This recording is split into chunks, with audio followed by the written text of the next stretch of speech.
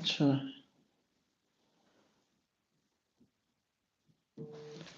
इसकी थोड़ी सी सेटिंग कर दें। अ,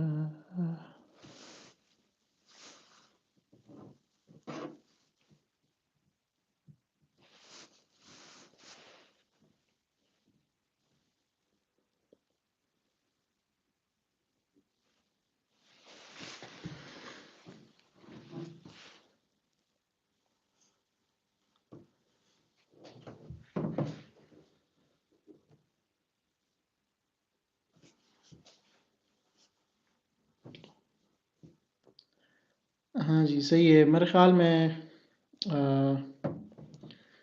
फॉर्मली इसको स्टार्ट कर लेते हैं। हमारा ये थोड़ा इंतज़ार करते हैं लोग आ जाएं। वेट कर लेते हैं कुछ लोगों का, क्योंकि लिंक जो है वो चेंज हुआ है पहले से, तो इसलिए लिंक सेंड करने में थोड़ा टाइम लगेगा, तो इस वजह से लोग थोड़ा सा डिले से ज्वाइन करेंगे। जी।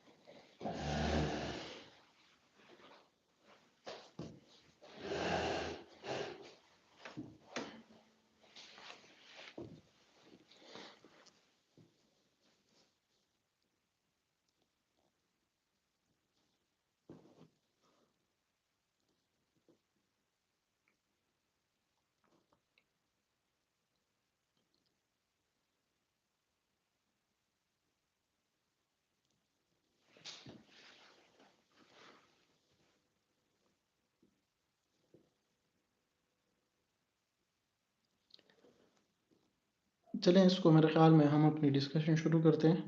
फिर जैसे जैसे लोग आएंगे क्वेश्चंस पूछेंगे तो फिर इसको हम इंक्लूड कर सकते हैं।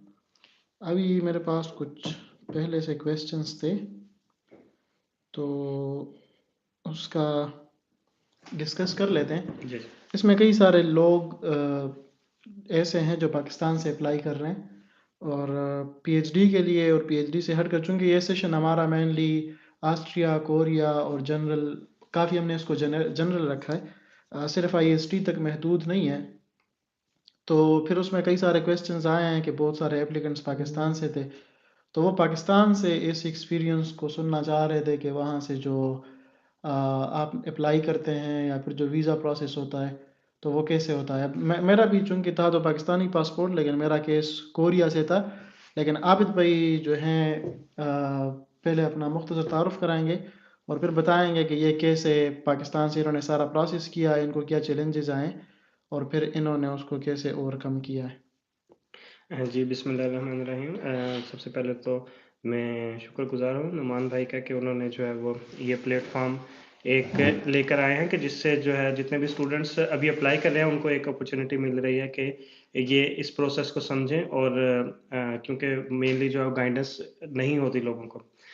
तो जो वीज़ा प्रोसेस है, अगर तो आप आईएसटी ऑस्ट्रिया स्पेसिफिकली उसकी बात करें तो उसका वीज़ा प्रोसेस डिफरेंट है as compare to other countries, और यूरोप में ख़ास तौर पे visa processing country to country vary करती है। हर कंट्री की डिफरेंट वीज़ा प्रोसेसिंग, और इस तरह से डिफरेंट जो है वो उनका टाइम है जिसकी जिसकी बेस पे वो लगता है। स्पेसिफिकली अगर आईएसटी की बात करें तो मैंने जब अपना वीज़ा अप्लाई किया था तो उस वक़्त आईएसटी एक डॉक्यूमेंट इशू करती है जिसे होस्टिंग एग्रीमेंट कहते हैं। तो आईएसटी में आप एज़ ए इंटर्न आते हैं या पीएचडी स्टूडेंट आते हैं या एज़ ए आप पोस्ट डॉक आते हैं, आपको आईएसटी एक डॉक्यूमेंट इशू करती है जो कि एक होस्टिंग एग्रीमेंट है, और इस होस्टिंग एग्रीमेंट की बेस पे आप जब वीज़ा अप्लाई करते हैं तो डायरेक्टली आपको वीज़ा डी की जो कैटेगरी है वो आप अप्लाई करते हैं, जो कि विदिन आपको मैक्सिमम उसकी जो ड्यूरेशन है वो 2 वीक्स है, और विदिन 2 वीक्स या विदिन 1 वीक आपको जो है वीज़ा मिल जाता है, और उसके बाद आप ट्रैवल कर सकते हैं।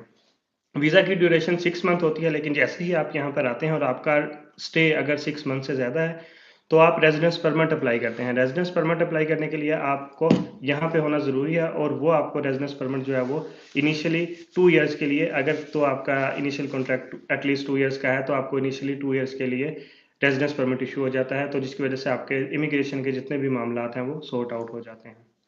सही सही। मैंने सुना है कि आपका मेरे ख्याल में कुछ और कंट्रीज़ का भी एक्सपीरियंस है यूरोप के अंदर, और ऑस्ट्रिया का भी है। तो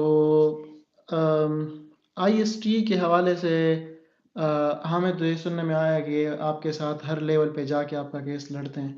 तो इस हवाले से आपका क्या एक्सपीरियंस है? मतलब क्योंकि ये असल में मैं इसलिए ये क्वेश्चन आपसे पूछ रहा हूँ कि अगेन के ज़्यादा एप्लीकेंट्स पाकिस्तान से हैं, और फिर उसके अंदर ये भी होता है कि लोगों को अपने वीज़ास के बारे में बड़ा कंसर्न होता है, क्योंकि कई सारे केसेस में लोगों के तो दाखिले तो हो जाते हैं लेकिन फिर उनको वीज़ा नहीं मिलता। तो यहाँ आईएसटी के हवाले से क्या सिचुएशन है जनरली? आईएसटी के हवाले से जो situation as compare to other European countries even बहुत ही बेहतर है। वो इस लिहाज से है कि जैसे ही आपका एडमिशन होता है या आप जो है वो शॉर्टलिस्ट होते हैं किसी इंटर्नशिप के लिए या पोस्ट डॉक के लिए, यहाँ पे जो हमारा इमिग्रेशन ऑफिस है, इंटरनेशनल ऑफिस जो कि स्टूडेंट्स को डील करता है, वो आपके साथ इन कॉन्टैक्ट रह जाता है और वो आपको सारी की सारी गाइडेंस भी प्रोवाइड करते हैं। और इन केस अगर किसी भी रीज़न से आपका किसी भी लीगल रीज़न से अगर जो है वो आपका स्टक हो जाता है एडमिशन, तो ये इवन के एम्बेसी को भी जो हमारी पाकिस्तान में ऑस्ट्रियन एम्बेसी और यहाँ पे ऑस्ट्रिया में जो जर्मन एम्बेसी है, इसके थ्रू उन्हें कॉन्टैक्ट करते हैं और उन्हें कहते हैं कि ये हमारा स्टूडेंट है जो कि एज ए रिसर्चर आना चाह रहा है और आप इसके जो है मतलब बगैर किसी रीज़न के इस चीज़ को डिले नहीं किया जाए। As compare to other country, जब टू इन 2018 मैंने बेल्जियम के लिए जब वीज़ा अप्लाई किया, I got admission letter and acceptance letter from KU Leuven, और मतलब यूनिवर्सिटी के लिहाज से सारी की सारी चीज़ें क्लियर थी। उन्होंने कहा कि ठीक है, अब आप वीज़ा अप्लाई करें और आप हमें ज्वाइन कर लें। लेकिन जो बेल्जियम एम्बेसी इन पाकिस्तान, उन्होंने जो है वो वीज़े को unnecessarily without any reason delay किया और इवेंचुअली उन्होंने वीज़ा रिजेक्ट कर दिया। लेकिन इन जो यूनिवर्सिटी का जो ऑफिस है वो एज सच एम्बेसी के मामलात में कुछ नहीं कर सकता। तो उन्होंने एज सच मैंने उनसे रिक्वेस्ट की कि आप जो है वो काइंडली अगर इसको चीज़ को देख सकें, हैंडल कर सकें। तो उन्होंने कहा कि हम मतलब इमिग्रेशन के मामलात में हम कुछ नहीं कर सकते, तो आप जो है वो ये मतलब वीज़ा जो प्रोसेसिंग है ये आपकी रिस्पॉन्सिबिलिटी है। लेकिन आईएसटी के मामलात यहाँ से बिल्कुल डिफरेंट है। आईएसटी आपको हर लेवल पे जो है वो गाइडेंस प्रोवाइड करती है, इवन के वीज़ा लेवल पे। और maximum visa ratio I guess 100% visa ratio IST hmm. के जो रिकॉर्ड में है यहाँ। सही सही। तो चलें, ये बहुत यूज़फुल है। एक लाइव क्वेश्चन आया है एक दोस्त का। वो पूछ रहे हैं कि क्या बैंक स्टेटमेंट रिक्वायर है वीज़ा के लिए? आपसे कोई बैंक स्टेटमेंट मांगा था? मैं मेरे ख्याल में पाकिस्तान से हमजा का तो केस था, लाइव लास्ट टाइम हमने सेशन किया था। तो कोरिया से तो नहीं था रिक्वायर्ड, पाकिस्तान का आप बता दें। पाकिस्तान से आईएसटी आईएसटी चूंकि टोटली मतलब आपको अगर आप इंटर्न हैं, पोस्ट डॉक या पीएचडी स्टूडेंट्स है, कोई इनकी ट्यूशन फी नहीं है और आपको एक पे करती है एज ए आप एम्प्लॉई जो है वो यहाँ पे आते हैं। तो आईएसटी में जहाँ पे भी आपकी या आपकी किसी भी कंट्री में जहाँ पे आपकी स्कॉलरशिप पे आपका एडमिशन हुआ है और आपको एक ट्यूशन फी के साथ या ट्यूशन फी के अलावा आपको एक मंथली स्टाइपेंड भी मिल रहा है, तो उस केस में आपको वीज़ा प्रोसेसिंग के लिए कहीं भी आपको बैंक स्टेटमेंट की ज़रूरत नहीं होती। बैंक स्टेटमेंट की ज़रूरत उस वक्त आपको सिर्फ और सिर्फ उस वक्त पड़ती है किसी भी कंट्री में जनरली अगर मैं बात करूं तो बैंक स्टेटमेंट की ज़रूरत आपको उस वक्त पड़ेगी जब आप अपने खर्चे पर, यानी कि आप अपना ट्यूशन फी भी अगर तो आप खुद पे करें, अगर इवन की ट्यूशन फी नहीं है लेकिन आपका कोई मंथली स्टाइपेंड नहीं मिल रहा यूनिवर्सिटी की तरफ से, तो उस केस में आपको बैंक स्टेटमेंट की ज़रूरत पड़ेगी, क्योंकि आपको जो है वो शो करना पड़ेगा कि आपके पास इनफ रिसोर्सेज हैं जो कि आप यहाँ पर यूटिलाइज कर सकें। लेट से अगर आपका स्टे यहाँ पर 2 ईयर्स का है, 3 ईयर्स का है, उसके लिए आपके पास इनफ रिसोर्सेज हैं। और उस पे फिर डिफरेंट सिचुएशंस हैं हर कंट्री के लिहाज से। कुछ कंट्रीज में स्पेसिफिकली जर्मनी में आपको ब्लॉक अकाउंट के लिए ज़रूरत होती है, यानी कि आप 2 ईयर्स के लिए फॉर एग्जांपल आप जितनी भी बैंक स्टेटमेंट है वहाँ पर फिक्स हो जाते हैं। लेकिन ऑस्ट्रिया के केस में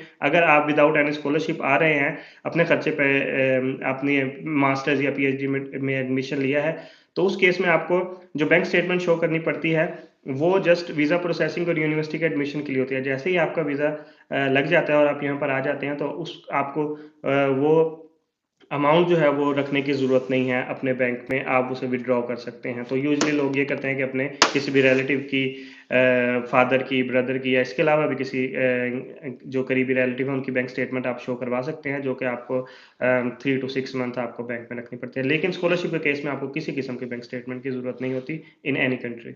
सही सही सही। चलें, ये मेरे ख्याल में इसमें जो पाकिस्तान से अप्लाई कर रहे हैं उनके लिए काफ़ी इंफॉर्मेशन, चीज़ें क्लियर हो गई हैं। अच्छा, एक और सवाल आया था इस सेशन से पहले, ये वाला क्वेश्चन तो लाइव सेशन में भी आया है। एक भाई ने सवाल पूछा था कि मैंने एक दफ़ा एक पोस्ट लगाई थी कि मैंने शायद रिफ़ा में अप्लाई किया था जी, और जी। वगैरह वगैरह, शायद आपने भी पढ़ी हो। जी, तो उस पे वो पूछ रहे हैं कि आप क्यों यूरोप छोड़ना चाह रहे हैं और पाकिस्तान में जॉब सर्च कर रहे हैं, और वो कह रहे हैं कि आपको पाकिस्तान में तनख्वाहों का भी और रिसर्च अपॉर्चुनिटीज़ का भी पता है। और फिर उन्होंने ये सवाल भी पूछा है कि मैं ये सवाल इसलिए पूछ रहा हूँ कि मैं इसके बारे में जानना चाहता हूँ ताकि मेरा माइंड सेट क्लियर हो, ताकि अगर मैं कई बार पीएचडी के लिए मैं माइंड बना रहा हूँ तो फिर मुझे आइडिया हो कि बाहर क्या चैलेंजेस हैं।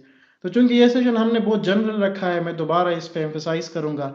तो इसमें हम आपको दोनों एस्पेक्ट इसके बताएंगे, मुस्बत भी और मनफी भी, कि यहाँ पर अच्छी चीज़ें कौन सी हैं और बाहर की दुनिया में पढ़ते वक्त या जॉब करते वक्त चैलेंजेस क्या हैं। तो सबसे जो इम्पोर्टेंट चीज़ है कि मतलब ज़िंदगी के अंदर सिर्फ चूंकि रिसर्च नहीं होती और इंसान की फैमिली होती है, बड़ी सारी सिचुएशन होती है। तो मेरे पाकिस्तान में अप्लाई करने के पीछे दो वजह थी। एक तो ये है कि हम बाहर आके स्किल्स गेन करते हैं और इसके बाद प्लान यही होता है कि वापस जाके अपने मुल्क को पे बैक करें। और पे बैक करने का तरीका ये होता है कि हम जाएं और उधर सर्व करें मुल्क के लिए, और जो स्किल्स हमने गेन किए हैं वो स्किल हम उसको आगे ट्रांसफ़र करें यूथ को। इसको दूसरे अल्फाज में प्रोफेशनल टर्म में नॉलेज और स्किल्स डिसिमिनेशन कहा जाता है, कि आप अपने स्किल्स को आगे ट्रांसफ़र करें नेक्स्ट जनरेशन में। एक वजह तो ये थी। दूसरी वजह यह है कि एक सेंस ऑफ बिलोंगिंग होती है, कि आप एक जगह के साथ एक इमोशनली अटैचमेंट महसूस करते हैं और आपको लगता है कि आप इस सरजमीन से बिलोंग करते हैं।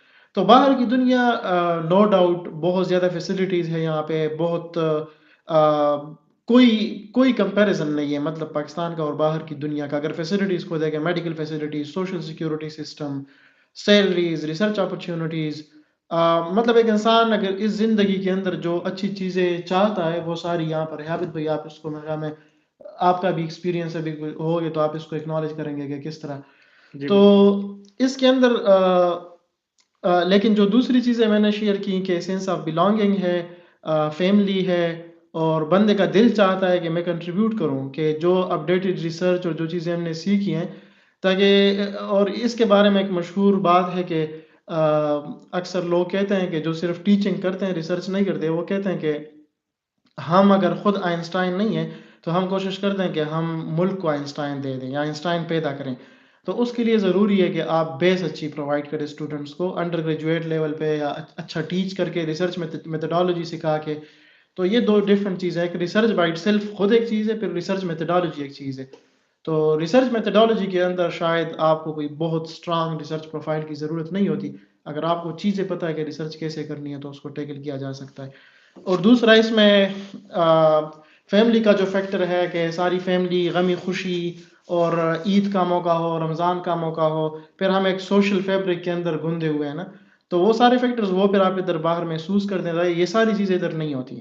टू बी फ्रैंक, मतलब इधर बाहर आके आप काम करते हैं, अच्छा कमाते हैं, अच्छा इलाज है, अच्छी ज़िंदगी है, रहन सहन है, लेकिन आपका सोशल सर्कल तकरीबन ऑलमोस्ट ख़त्म हो जाता है। अगर इधर थोड़े बहुत आपके अराउंड कुछ आप खुशकिस्मत हैं और आपको कोई पाकिस्तानी फैमिलीज़ या मुसलमान फैमिलीज़ मिल जाती हैं आगे पीछे, तो फिर आपके लिए आसानी है। वरना तो और दूसरी कल्चरल चीज़ें भी होती हैं कि आप कितना उसके अंदर कंफर्टेबल महसूस करते हैं। तो ये बहुत सारी चीज़ें हैं, और ये फिर हर बंदे के माइंड सेट के ऊपर, कुछ लोगों के लिए ये चीज़ें इतनी मैटर नहीं करती। वो लोग बड़े खुश होते हैं, वो इधर सेटल्ड हैं, यहाँ पर लोग 40-40 साल से सेटल्ड है और रह रहे हैं। लेकिन कुछ लोग इसमें नहीं रह पाते। तो इसमें टोटली ये नेचर की आपकी जेनेटिक जेनेटिक कोडिंग कैसे हुई है, आपके जीन्स के अंदर ये इन्फॉर्मेशन कैसे आई है कि आपके लिए कौन सी चीज़ ज़्यादा मैटर करती है।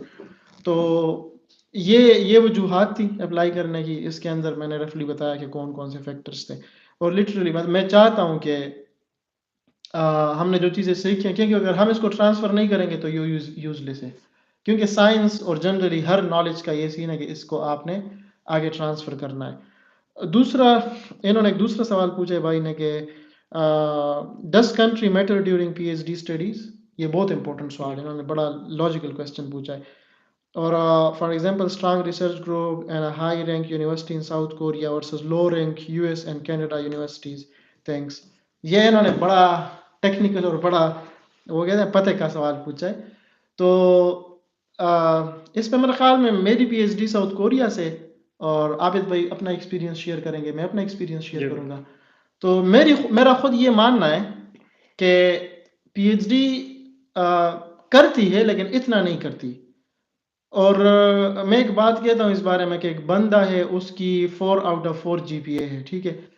ये 4 आउट ऑफ 4 जीपीए आपको सिर्फ उसमें हेल्प करती है कि अगर कोई गोल्ड मेडलिस्ट के अपने कुछ गोल्ड मेडल के अपने कुछ एलोकेटेड मार्क्स है तो वो आपको मिल जाते हैं। उसके बाद फिर आप एलिजिबल हो जाते हैं इंटरव्यू में अपेयर होने के लिए। आगे फिर इंटरव्यू के अंदर जीपीए का रोल ख़त्म हो जाता है। उधर वो ये नहीं देखते कि आपने ऑन पेपर क्या प्रोड्यूस किया है। वो कहते हैं, अगर आप कहते हैं कि मैंने जो है 1.5 मीटर जंप मारा है, तो वो कहते हैं ये लो मीटर और 1.5 मीटर जंप मार के दिखाओ। तो मतलब वो चीज़ ख़त्म हो जाती है कि आपने पिछले कितने कितने मार्क्स लिए, कितने पेपर्स हैं। और वो प्योर साइंटिफिक थिंकिंग को देखते हैं कि आपकी साइंटिफिक अप्रोच क्या है। और पीएचडी एडमिशन में भी ऐसा है, पोस्ट डॉक में भी ऐसा है, टेक्नीशियन जिस पोजीशन के लिए भी आप अप्लाई करेंगे इन डेवलप्ड कंट्रीज के अंदर, तो वो आपकी स्किल्स को देखते हैं। हाँ, ये बात है कि अगर आप के साथ कोई ऐसा नाम लगा है बहुत बड़ा, तो वो फिर इतना कुछ ना कुछ नफसियाती असर वो डालता है, लेकिन वो जॉब के लिए डालता है, बड़े जॉब के लिए। जैसे आप पीआई पोजीशन के लिए, असिस्टेंट प्रोफेसर के लिए अप्लाई करते हैं, तो उसमें बाज़ औक़ात कुछ इदारे ऐसे हैं जो देखते हैं कि आपकी सीवी के अंदर कोई बड़ा नाम है कि नहीं। तो अगर है तो वो आपके लिए एक प्लस पॉइंट जाता है। लेकिन अगेन वो भी ये नहीं कि अगर आपने बहुत अच्छे इदारे से पीएचडी की है लेकिन आपको आपको वो चीज़ें नहीं पता जो आपने पेपर पे बताई हैं, फिर भी उसका कोई फ़ायदा नहीं है।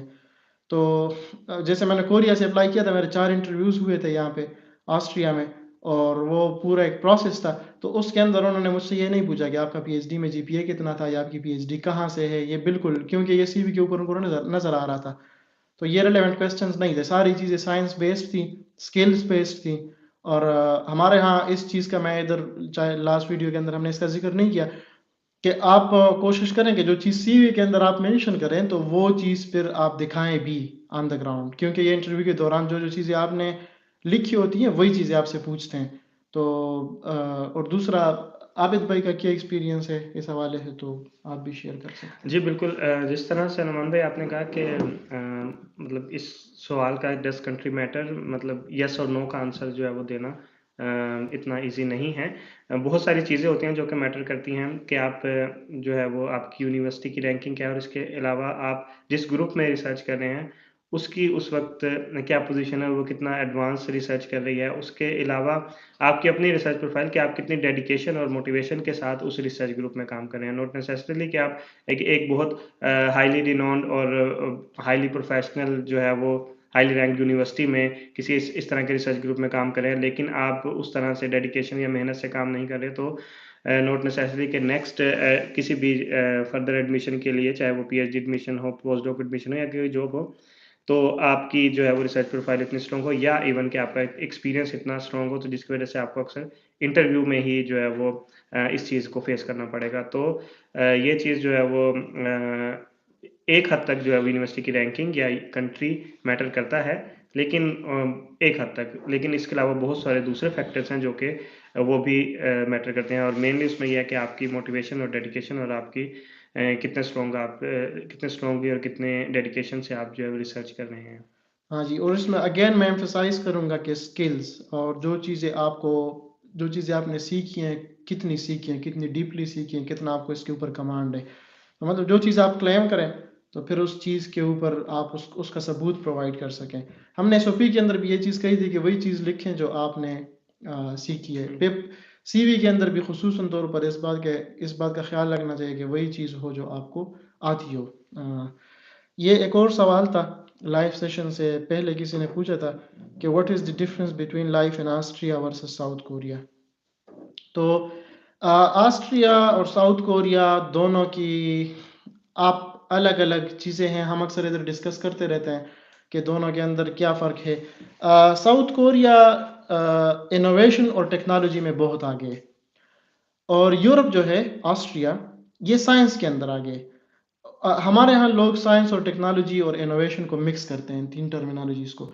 ये तीनों डिफरेंट चीज़ें हैं। देखिए, एक बेसिक साइंस होती है। बेसिक साइंस की कोई एप्लीकेशन टारगेट नहीं होती कि मिसाल के तौर पर मैं इलेक्ट्रॉन के ऊपर रिसर्च कर रहा हूँ, तो इस इलेक्ट्रॉन की एप्लीकेशन किधर-किधर होगी। ये नहीं देखा जाता। उसमें सामने कोई क्वेश्चंस होते हैं और उस क्वेश्चंस के आंसर ढूंढने की कोशिश करते हैं। लेकिन इनोवेशन और टेक्नोलॉजी के अंदर बेसिकली आगे एप्लीकेशन होती है और उस एप्लीकेशन को देख के उसके मुताबिक रिसर्च की जाती है। साउथ कोरिया, चूंकि आपने उनके बड़े बड़े प्रोडक्ट्स के नाम सुने, सैमसंग है, एलजी है, हियंदे जो कार्स हैं जिसको पाकिस्तान में हुंडई कहते हैं, ये हुंडई नहीं है, ये हियंदे है। और हियंदे का कोरियन में मतलब होता है मॉडर्न। तो हियंदे है, किया मोटर्स हैं, इस तरह बड़ी बड़ी कंपनियां हैं। तो ये सारी कंपनियां ये अप्लाइड काम करती है। जैसे मोबाइल बना रहे हैं, ठीक है, तो मोबाइल से रिलेटेड जो साइंस होगी उसमें प्रोजेक्ट्स भी होंगे सारी, उसके अंदर जो जो रिसर्च अपॉर्चुनिटीज़ है वो भी होंगी।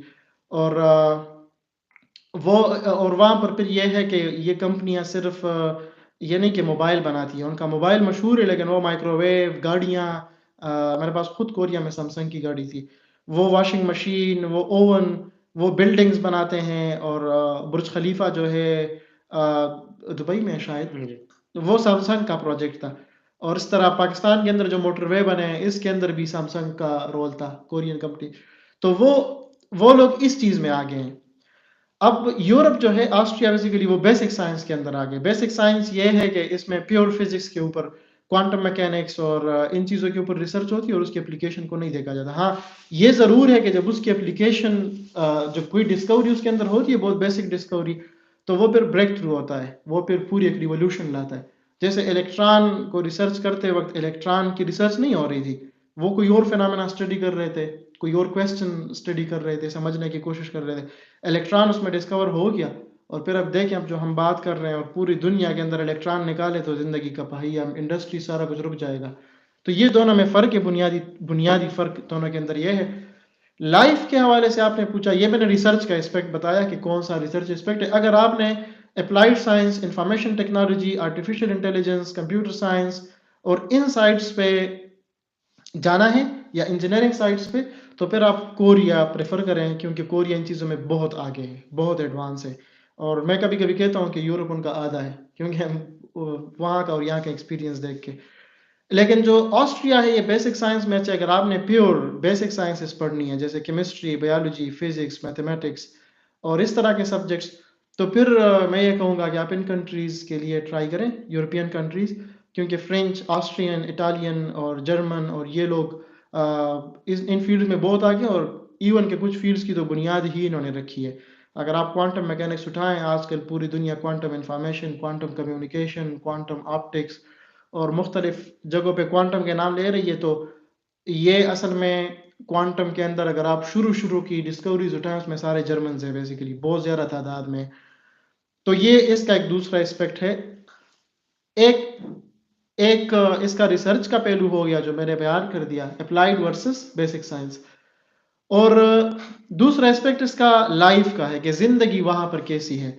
तो कोरिया ने चूंकि अभी पिछले 40 साल में तरक्की की है, 1980 के बाद वहाँ पर तरक्की हुई और बहुत एक्सेप्शनल ग्रोथ हुई है। दुनिया उसको मोजज़ा कहती है, साइंसी मोजज़ा कि उन्होंने बहुत कम अरसे के अंदर बहुत अजीब तरक्की की है, बहुत।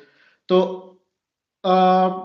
इसलिए वहाँ पर लोग अभी जाना शुरू हुए हैं पिछले कुछ 20-25 सालों में, जब उनकी मुआशी हालत अच्छी हुई। ज़ाहिरी बात है, मुआशी हालत ख़राब हो कोई उस मुल्क में नहीं जाता, लेकिन जब मुआशी हालत अच्छी होती है फिर वो स्कॉलरशिप ऑफर करते हैं, फिर स्टूडेंट्स जाते हैं।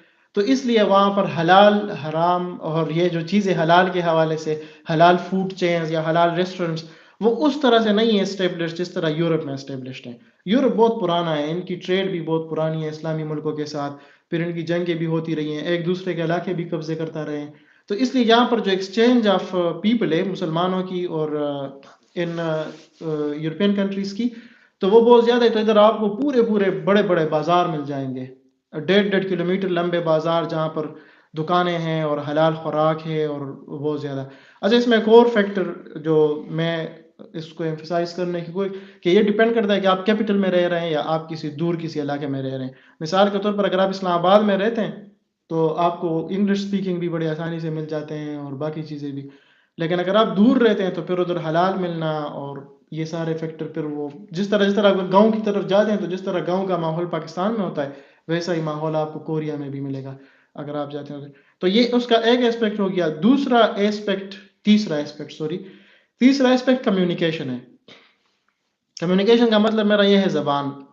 कोरियन बिल्कुल अंग्रेज़ी नहीं बोलते। वो आपको या तो कोरियन आनी चाहिए या आप गूगल ट्रांसलेट इस्तेमाल करेंगे, उसमें आप लिखेंगे और उनको बताएँगे कि आप क्या कहना चाह रहे हैं और फिर वो अ, आपको उसका जवाब देंगे। लेकिन ऑस्ट्रिया के अंदर फिर कंपैरेटिवली बहुत अच्छी है सिचुएशन। मतलब इधर ये अगर आपके साथ अंग्रेज़ी में बात नहीं भी करते तो इनको समझ आती है, ये समझ जाते हैं। लेकिन कोरिया के अंदर बाज़ औक़ात अंग्रेज़ी समझने के अंदर भी उनको मसला होता है।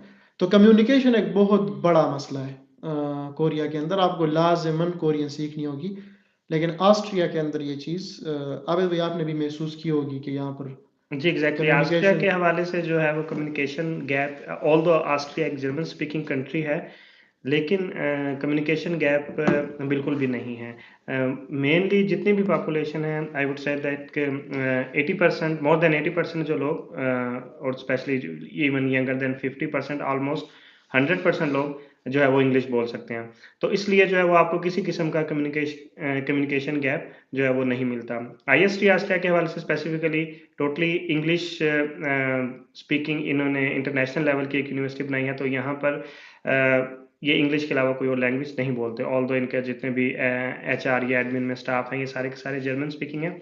लेकिन आईएसटी एक इंग्लिश स्पीकिंग यूनिवर्सिटी है, सो यहाँ यहाँ की सारी कम्युनिकेशन तो है ही इंग्लिश में। लेकिन इसके अलावा भी आप ऑस्ट्रिया की किसी भी यूनिवर्सिटी में जाते हैं तो यहाँ पर आपको कम्युनिकेशन गैप इन केस, क्योंकि इसके अलावा भी यूरोप के जो दूसरी कंट्रीज़ हैं, इटली, स्पेन या फिर बेल्जियम और इसके अलावा जितने भी स्विट्ज़रलैंड, इनकी ऑफ़िशियल लैंग्वेज किसी की भी इंग्लिश नहीं है, और अगर है भी तो कुछ लैंग्वेजेज़ के साथ एक English one of the official language है।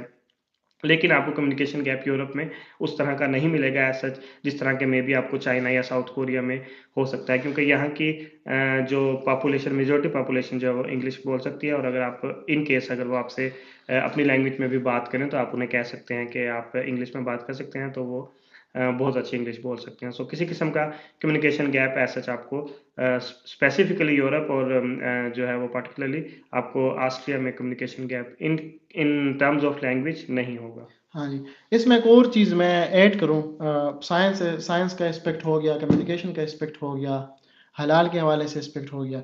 एक और एस्पेक्ट है वो सोशल सिक्योरिटी सिस्टम है। सोशल सिक्योरिटी सिस्टम इसको कहते हैं कि जब आप एक कंट्री के अंदर मूव करते हैं तो वहाँ पर आपकी फैमिली के लिए क्या इंसेंटिव्स हैं और आप उधर कितना आपको फाइनेंशियल एड मिलता है। कोरिया के अंदर जो पॉलिसी है मैं वो कहूँगा कि वो थोड़ी इस हवाले से ज़्यादा अच्छी नहीं है। है ना, इस तरह तो अच्छी है कि मतलब आपका इलाज मुफ्त होता है ऑलमोस्ट, क्योंकि पाकिस्तान के देखिए एक कंपैरिजन की बात है। अगर आप पाकिस्तान से कंपैरिजन करेंगे तो बहुत अच्छा है, कोई चीज़ पैरेलल में नहीं है, कोरिया बहुत एडवांस है। लेकिन अगर आप ऑस्ट्रिया या यूरोप से कंपैरिजन करेंगे तो फिर उसमें सोशल सिक्योरिटी सिस्टम में बहुत फ़र्क पड़ता है।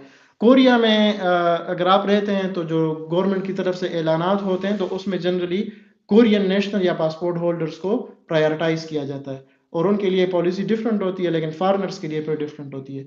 यूरोपियन कंट्रीज़ में स्पेसिफिकली ऑस्ट्रिया की अगर मैं बात करूँ, यहाँ पर इर्रिस्पेक्टिव ऑफ नेशनैलिटी, अगर आप इन बॉर्डर्स के अंदर रह रहे हैं और आपको हुकूमत ने यहाँ से निकाला नहीं है, डिपोर्ट नहीं किया, तो आपके लिए जो जो ऑस्ट्रियन के लिए पॉलिसी होगी वही आपके लिए भी होगी।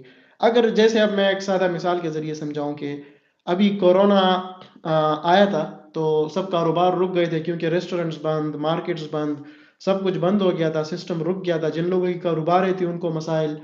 तो कोरिया में जब अनाउंस हुआ, गवर्नमेंट ने फंड का ऐलान किया कि कोरोना की वजह से जो लोग मुतासर हुए हैं तो उनको गवर्नमेंट पैसे देगी। मेरे ख्याल में कुछ आई थिंक $400 समथिंग उन्होंने पर पर हाउस होल्ड एक घर को उन्होंने देने का ऐलान किया।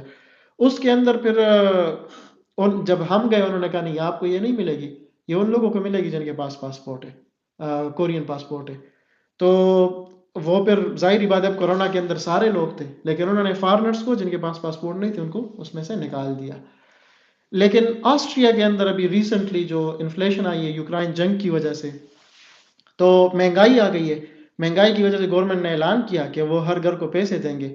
अब उसमें उन्होंने ऑस्ट्रियन गवर्नमेंट ने ये नहीं देखा कि इसमें किन के पास पासपोर्ट है, इनके पास नहीं है।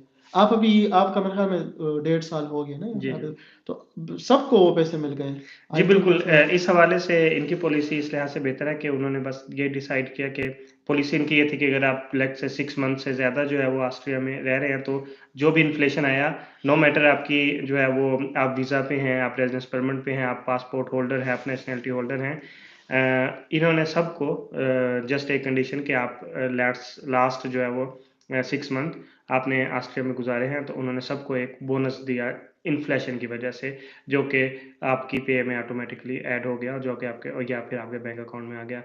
तो ये चीज़ इर्रिस्पेक्टिव ऑफ आपकी नेशनैलिटी या आपका स्टे विद इन ऑस्ट्रिया था, विद लाइक मिनिमम कंडीशन के लेट्स से आपका स्टे जो है वो 6 मंथ से ज़्यादा का है, तो उस केस में किसी भी अपनी पॉलिसी के सिलसिले में, किसी भी बोनस के सिलसिले में ये जो है वो डिफरेंशिएट नहीं करते कि आप अगर ऑस्ट्रियन सिटीज़न हैं या आपके पास पासपोर्ट या नेशनैलिटी है तो आपको ये फैसिलिटीज़ मिलेंगी, और अगर आप नहीं हैं तो आपको ये फैसिलिटीज़ नहीं मिलेंगी। जी। जी। दूसरा तो ये जैसे आबिद भाई ने भी मतलब अब हाईलाइट इसको किया है मज़ीद कि सोशल सिक्योरिटी सिस्टम के अंदर बहुत फ़र्क है दोनों में। कोरिया के अंदर एक और चीज़ कि कोरिया के अंदर आपकी फैमिली के लिए कोई इस तरह का सपोर्ट प्रोग्राम नहीं है। अगर आपकी मिसेज़ जॉब नहीं करती तो ये आपका मसला है, आप कमाएँ और उनको खिलाएँ और मतलब अच्छी ज़िंदगी जिएँ।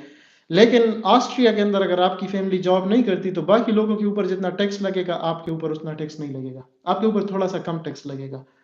दूसरा एस्पेक्ट ये है कि आपको माहाना पैसे मिलेंगे फैमिली के। अगर आपके बच्चे हैं तो आपको बच्चों के माहाना पैसे मिलेंगे। हुकूमत पैसे देगी बच्चों के खर्च उठाने के लिए, क्योंकि बच्चों के जो चीज़ें वो यहाँ पर काफ़ी महँगी हैं, कपड़े-शपड़े, खुराक वग़ैरह। क्योंकि यहाँ पर चेक एंड बैलेंस फूड के हवाले से और इन हवाले से बहुत सख्त है, इंतहाई सख्त है। मतलब ऑस्ट्रिया जो है इनका इस हवाले से जो हाइजीनिक वो है फूड के हवाले से जो लोग बिज़नेस कर रहे हैं, तो ये लोग मेक श्योर करते हैं कि वो तमाम हाइजीन के जो रूल्स एंड रेगुलेशन है उसको स्ट्रिक्टली फॉलो करें। उस वजह से ज़ाहिर-सी बात है जब एक सिस्टम टाइट हो तो उसके अंदर फिर चीज़ें भी उस तरह से उस क्वालिटी की मिलती हैं और उतनी महँगी होती हैं। तो वो चीज़ इधर बहुत अच्छी है कि आप अगर आपके पास अगर आप फैमिली को साथ लाते हैं तो शायद आपको कोरिया के अंदर तो शायद थोड़े से मसाइल हों, लेकिन यहाँ पर आपको कोई इशू नहीं होगा। तो मेरे ख़्याल में कंपैरिज़न चूँकि बहुत ब्रॉड है जी। और शायद हमने अभी भी पूरी कंपैरिज़न कंप्लीट नहीं की होगी, लेकिन ब्रॉडली बता दिया रिसर्च का एप्लाइड एंड दूसरा बेसिक। जॉब अच्छा इस पे एक और सवाल आया है जॉब अपॉर्च्युनिटी का। ये मैं इसी के साथ कंपैरिज़न के अंदर बता देता हूँ ऑस्ट्रिया और कोरिया का। किसी ने पूछा है कि इधर अब्दुर्रहमान अनवर कुरैशी साहब हैं, इन्होंने पूछा है कि could you please comment out on post computer science PhD opportunities in industry slash academia slash research institute, और फिर पूरा like ISTA in Austria, thank you in advance. तो ये चूंकि इसी के साथ रिलेवेंट सवाल है तो इसका हम इसके साथ जवाब दे देते हैं कि अगेन इसमें दो किस्म की चीज़ें हैं दोनों ममालिक में। एक चीज़ तो ये है कि कोरिया में अगर आप हैं तो बेशक होती हैं जॉब अपॉर्चुनिटीज़, लेकिन वहाँ पर चूंकि कोरियन लैंग्वेज है तो अगर आपको वो ज़बान आएगी तो आपके लिए 100% जॉब मार्केट ओपन है। लेकिन अगर आपको वो नहीं आती और आपको सिर्फ अंग्रेज़ी आती है तो फिर आप सिर्फ उन जॉब के लिए अप्लाई कर सकते हैं जहाँ पर सिर्फ अंग्रेज़ी रिक्वायर्ड है। तो इसलिए ये डिपेंड करता है कि अगर आपके पास ज़बान की वो स्किल है, आपको ज़बान आती है, तो अगेन बहुत सारे, और इधर भी ऐसा है ऑस्ट्रिया में भी कि चूँकि आबिद भाई ने जिस तरह ज़िक्र किया जर्मन स्पीकिंग कंट्री है। हमारे यहाँ लोग शायद समझते हैं कि सिर्फ जर्मन ही जर्मन है, लेकिन ये लोग भी मतलब कौम के एतबार से ऑस्ट्रियन है लेकिन ज़बान इनकी जर्मन है। तो यहाँ पर भी अगर आपको जर्मन ज़बान आएगी आपके लिए 100% जॉब मार्केट ओपन है, लेकिन अगर नहीं आएगी तो वो थोड़ा सा नैरो डाउन हो जाएगा मतलब। जी नुमान भाई ये चीज़ जो है वो फील्ड पे फिर आपकी डिपेंड करती है कि अगर तो आप एडमिन पोजीशन पे या मैनेजेरियल पोजीशन पे जॉब के लिए अप्लाई करते हैं तो उस केस में जर्मन आना एक काफ़ी अच्छा है, क्योंकि उस केस में आपको कम्युनिकेशन करनी हाँ, ये पड़ती है, ठीक इम्पोर्टेंट है, है सर। पब्लिक कम्युनिकेशन है, आपको ओवरऑल जो है वो थ्रू आउट कम्युनिकेशन करनी पड़ती है। लेकिन अगर आप एज ए साइंटिस्ट या हम्म एज हम्म आप हम्म। आईटी एक्सपर्ट, आप एज ए साइंटिस्ट, आप इंजीनियर, यानी कि आप अगर टेक्निकल जो है वो किसी भी इंडस्ट्री में जॉब के लिए टेक्निकल पोजीशन पे अप्लाई करते हैं तो उस केस में आपको चाहे वो ऑस्ट्रिया, जर्मनी हो या कोई या स्विट्ज़रलैंड हो, तो उस केस में आपको जो है वो उनकी जो लैंग्वेज है ना, वो एज़ सच नेसेसरी नहीं है। मे बी आपको जो है वो थोड़ा बहुत अगर एज मिल जाए, अदरवाइज़ जो है वो बिल्कुल ज़रूरी नहीं है। और बहुत सारे जो है वो फॉरेनर्स जो कि टेक्निकल सीट्स पे जो है वो इन कंट्रीज़ में ख़ासतौर पे इंडस्ट्री में जॉब कर रहे हैं, तो इससे जो है वो इससे भी पता चलता है कि आपको उस पोजीशन पे सो आपकी जो है वो ये चीज़ डिपेंड करती है आपकी पोस्ट पे कि आप मैनेजरियल पोजीशन पे हैं, एचआर पोजीशन पे हैं, या आप किसी टेक्निकल साइंटिस्ट पोजीशन पे। हाँ जी, ये बात बिल्कुल, ये इम्पोर्टेंट बात आपने इसको हाईलाइट किया कि मैनेजरियल पोजीशन के लिए आमतौर पर बड़ी, क्योंकि आपने पब्लिक के साथ डील करना है ज़्यादातर, तो फिर पब्लिक तो ज़्यादातर जर्मन स्पीकिंग है। लेकिन अगर आपकी टेक्निकल जॉब है या ऐसी जॉब है कि आपका कंप्यूटर के साथ काम है और एक कमरे में बैठे हैं, और जैसे कंप्यूटर साइंस का हो गया, तो इसमें ज़्यादा आपने फील्ड में कहीं पर जाके लोगों के साथ बात इतनी नहीं करनी। तो ये आपने बड़ा इंपॉर्टेंट पॉइंट इसमें हाईलाइट किया है कि डिपेंड करता है कि आपकी जॉब नेचर कौन सी है। तो कंप्यूटर साइंस में खुलासा ये है कि बहुत सारी अपॉर्चुनिटीज़ है, आपको बहुत सारी जॉब्स मिल सकती हैं। और एकेडेमिया में आप जाना चाहें, इंडस्ट्री में जाना चाहें, ये डिपेंड करता है कि आप किधर जाना चाहते हैं। हाँ, एकेडेमिया में मैं ये कहूँगा कि अब सैचुरेशन आ रही है तो थोड़ा टफ है, लेकिन इंडस्ट्रीज़ में बहुत ज़्यादा जॉब्स हैं। इवन इन कंट्रीज़ के अंदर तो बंदे कम पड़ गए हैं। ये तो अब चाहते हैं कि ऐसे लोग आएँ और ताकि इधर उनको वो जॉब्स प्रोवाइड करें। एक और उस्मान भाई ने सवाल पूछा है, उस्मान भाई मेरे क्लास फेलो हैं। जी। So, what is the average CGPA of accepted students at ISTA in bachelor's as well as masters? Usman भाई, यहाँ पर जैसे हमने लाए अपने पिछले सेशन के अंदर शायद इसको हल्का सा टच किया था कि यहाँ पर एज सच कोई रिक्वायरमेंट नहीं है इस तरह की। अगर अगर आप एप्लीकेशन सबमिट करते वक्त वो आपसे पूछें कि क्या आपका इतना जीपीए है, तो अगर ऐसी कोई कंडीशन होती है तो वो आपको उधर ही ऑनलाइन सिस्टम के अंदर वो कंस्ट्रेंट डाल देते हैं। तो जब आप वो इनपुट करते हैं तो ऑटोमेटिकली वो फिर बता देंगे कि नहीं, आपकी एप्लीकेशन मिनिमम थ्रेशोल्ड को फीड वो नहीं कर रही, मीट नहीं कर रही, तो इसलिए आप नहीं अप्लाई कर सकते। लेकिन मेरे ख्याल में आईएसटी में एज सच कोई वो नहीं जी, है। आईएसटी में ये रिक्वायरमेंट इसलिए नहीं है क्योंकि एक चीज़ तो ये इंटरनेशनली जब आप करते हैं तो ग्रेडिंग सिस्टम हर कंट्री का डिफरेंट है। सो इसलिए कोई इस तरह की कंस्ट्रेंट लगाना वो जो है वो एक तरह से प्रैक्टिकल जो है वो नहीं है कि आप कंस्ट्रेंट, क्योंकि कुछ ग्रेडिंग सिस्टम कुछ कंट्रीज में 5 ओवरऑल सीजीपीए 5 होता है, कुछ कंट्रीज में 4 होता है और कुछ कंट्रीज में मे बी मार्क्स होते हैं। तो इसलिए आईएसटी ऑस्ट्रिया में कोई भी मिनिमम जीपीए की कंडीशन नहीं है। आप मतलब अगर आपकी डिग्री कंप्लीट है और in case even in case आप अभी जो है वो लास्ट सेमेस्टर में है, तब भी आप जो है वो अप्लाई कर सकते हैं। हाँ, इसमें एक और बात में कि इन्होंने ये कंस्ट्रेंट क्यों नहीं लगाई, जैसे मैंने शुरू में जिक्र किया कि ये लोग आपकी ना अप्रोच को देखते हैं, साइंटिफिक अप्रोच, आप किसी प्रॉब्लम को टैकल कैसे करते हैं, तो उसके अंदर मार्क्स का इतना रोल नहीं होता। ये हमारे यहाँ थोड़ी बदकिस्मती है कि लोग बहुत ज़्यादा मार्क्स को और पेपर पेपर के ऊपर चीज़ों को देखते हैं। लेकिन यूरोप के अंदर ये ट्रेंड बिल्कुल मुख्तलिफ है। अगर आपका इवन 4 में से 2 जीपीए भी है, लेकिन आप इंटरव्यूज़ और इसके अंदर मेक श्योर कर देते हैं कि आप के पास स्किल है या आपको अपनी फील्ड के ऊपर अच्छा खासा कमांड है, जी बिल्कुल। It doesn't matter at all. तो इसलिए इन्होंने सच कोई कंस्ट्रेंट लगाई ही नहीं है।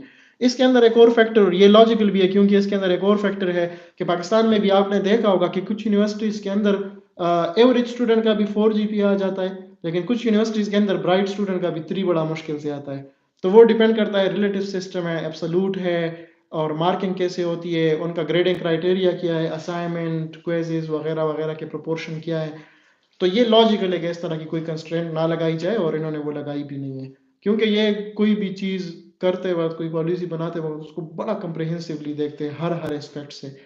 तो उम्मीद है कि मतलब ये पॉइंट क्लियर हो गया होगा। जी बिल्कुल। नुमान भाई, एक क्वेश्चन जो है वो आया है स्पेसिफिकली एक ग्रुप के हवाले से, जिस ग्रुप में जो है वो मैं काम कर रहा हूँ। तो इस हवाले से जो है वो आपको बताता चलूँ कि इसी चैनल पे एक एसओपी के हवाले से जो है वो वीडियो मौजूद है कि आपने किस तरह से अपना एसओपी बनाना है। तो और इसके अलावा अगर आप एसओपी अपना बना लेते हैं और जो कि आपने सेंड करना है, तो आप रिव्यू के लिए भी सेंड, बहुत सारे लोग, नुमान भाई को इसमें ज़्यादा एक्सपर्ट हैं और हमारे एक और कोलीग हैं हमजा, और मैं भी, जो लोग एसओपी भेजते हैं तो हम उनको रिव्यू कर लेते हैं। तो आप एडमिशन प्रोसेस या जो है वो पीएचडी में जो प्रोसेस है वो सिमिलर है, सेम है। आपका कोई भी जो है वो अगर आप पीएचडी के लिए अप्लाई कर सकते हैं तो कोई बहुत हार्ड एंड फास्ट नहीं है। आपने एक CV SOP जिसकी डिटेल्स ऑलरेडी जो है वो इसी चैनल पे मौजूद, एक लाइव सेशन की वीडियो में भी मौजूद है।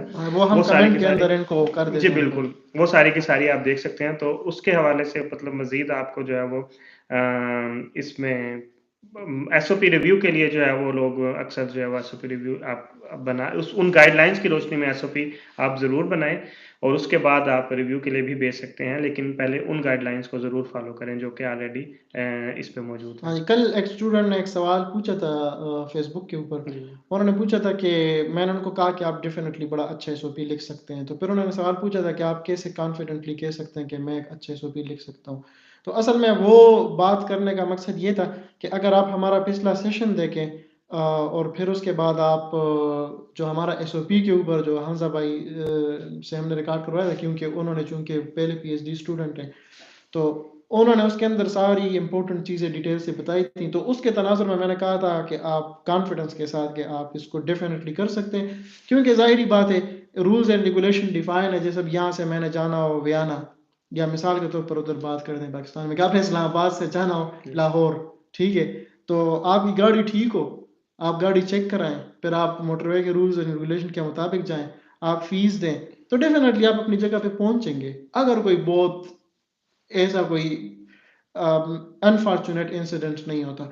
तो वो उस सेंस में हमने बताया कि चूंकि रूल्स एंड रेगुलेशन सारी चीज़ें हैं, तफसीलात एसओपी कैसे लिखते हैं, और कौन कौन सी चीज़ों का आपने ख्याल रखना है, फिर आपको स्ट्रक्चर भी हमने बताया था कि आप इसको कैसे स्ट्रक्चर में, तो आप इसको डेफिनेटली लिख सकते हैं। बाकी उसमें जो चीज़ें हैं, अंग्रेजी हो गई कि अंग्रेजी उसकी कैसी होनी चाहिए, ग्रामेटिकल टेक्निकल राइटिंग चीज़ें, तो वो डेफिनेटली वो तो आपको फिर गाइडेंस चाहिए होती है किसी न किसी की, जो आपका टीचर है या कोई सीनियर है, तो उसकी आप थोड़ी बहुत गाइडेंस ले सकते हैं। लेकिन देखें, यहाँ पर एक मशहूर बात है ऑस्ट्रिया के अंदर और पूरे यूरोप के अंदर कि हम आपको चीज़ें प्रोवाइड कर सकते हैं, लेकिन करना आपने खुद है। मैं जब खुद इधर आया था तो हमारे अक्सर इधर एनुअल रिव्यू मीटिंग्स होती थी प्रोफेसर के साथ और बाकी, तो फिर उसमें अक्सर हम करते थे, डिस्कशन होती थी, तो हमें इंस्टीट्यूट ये कहता था कि देखिए आपको इक्विपमेंट चाहिए, बताएं हमें, हम प्रोवाइड करेंगे।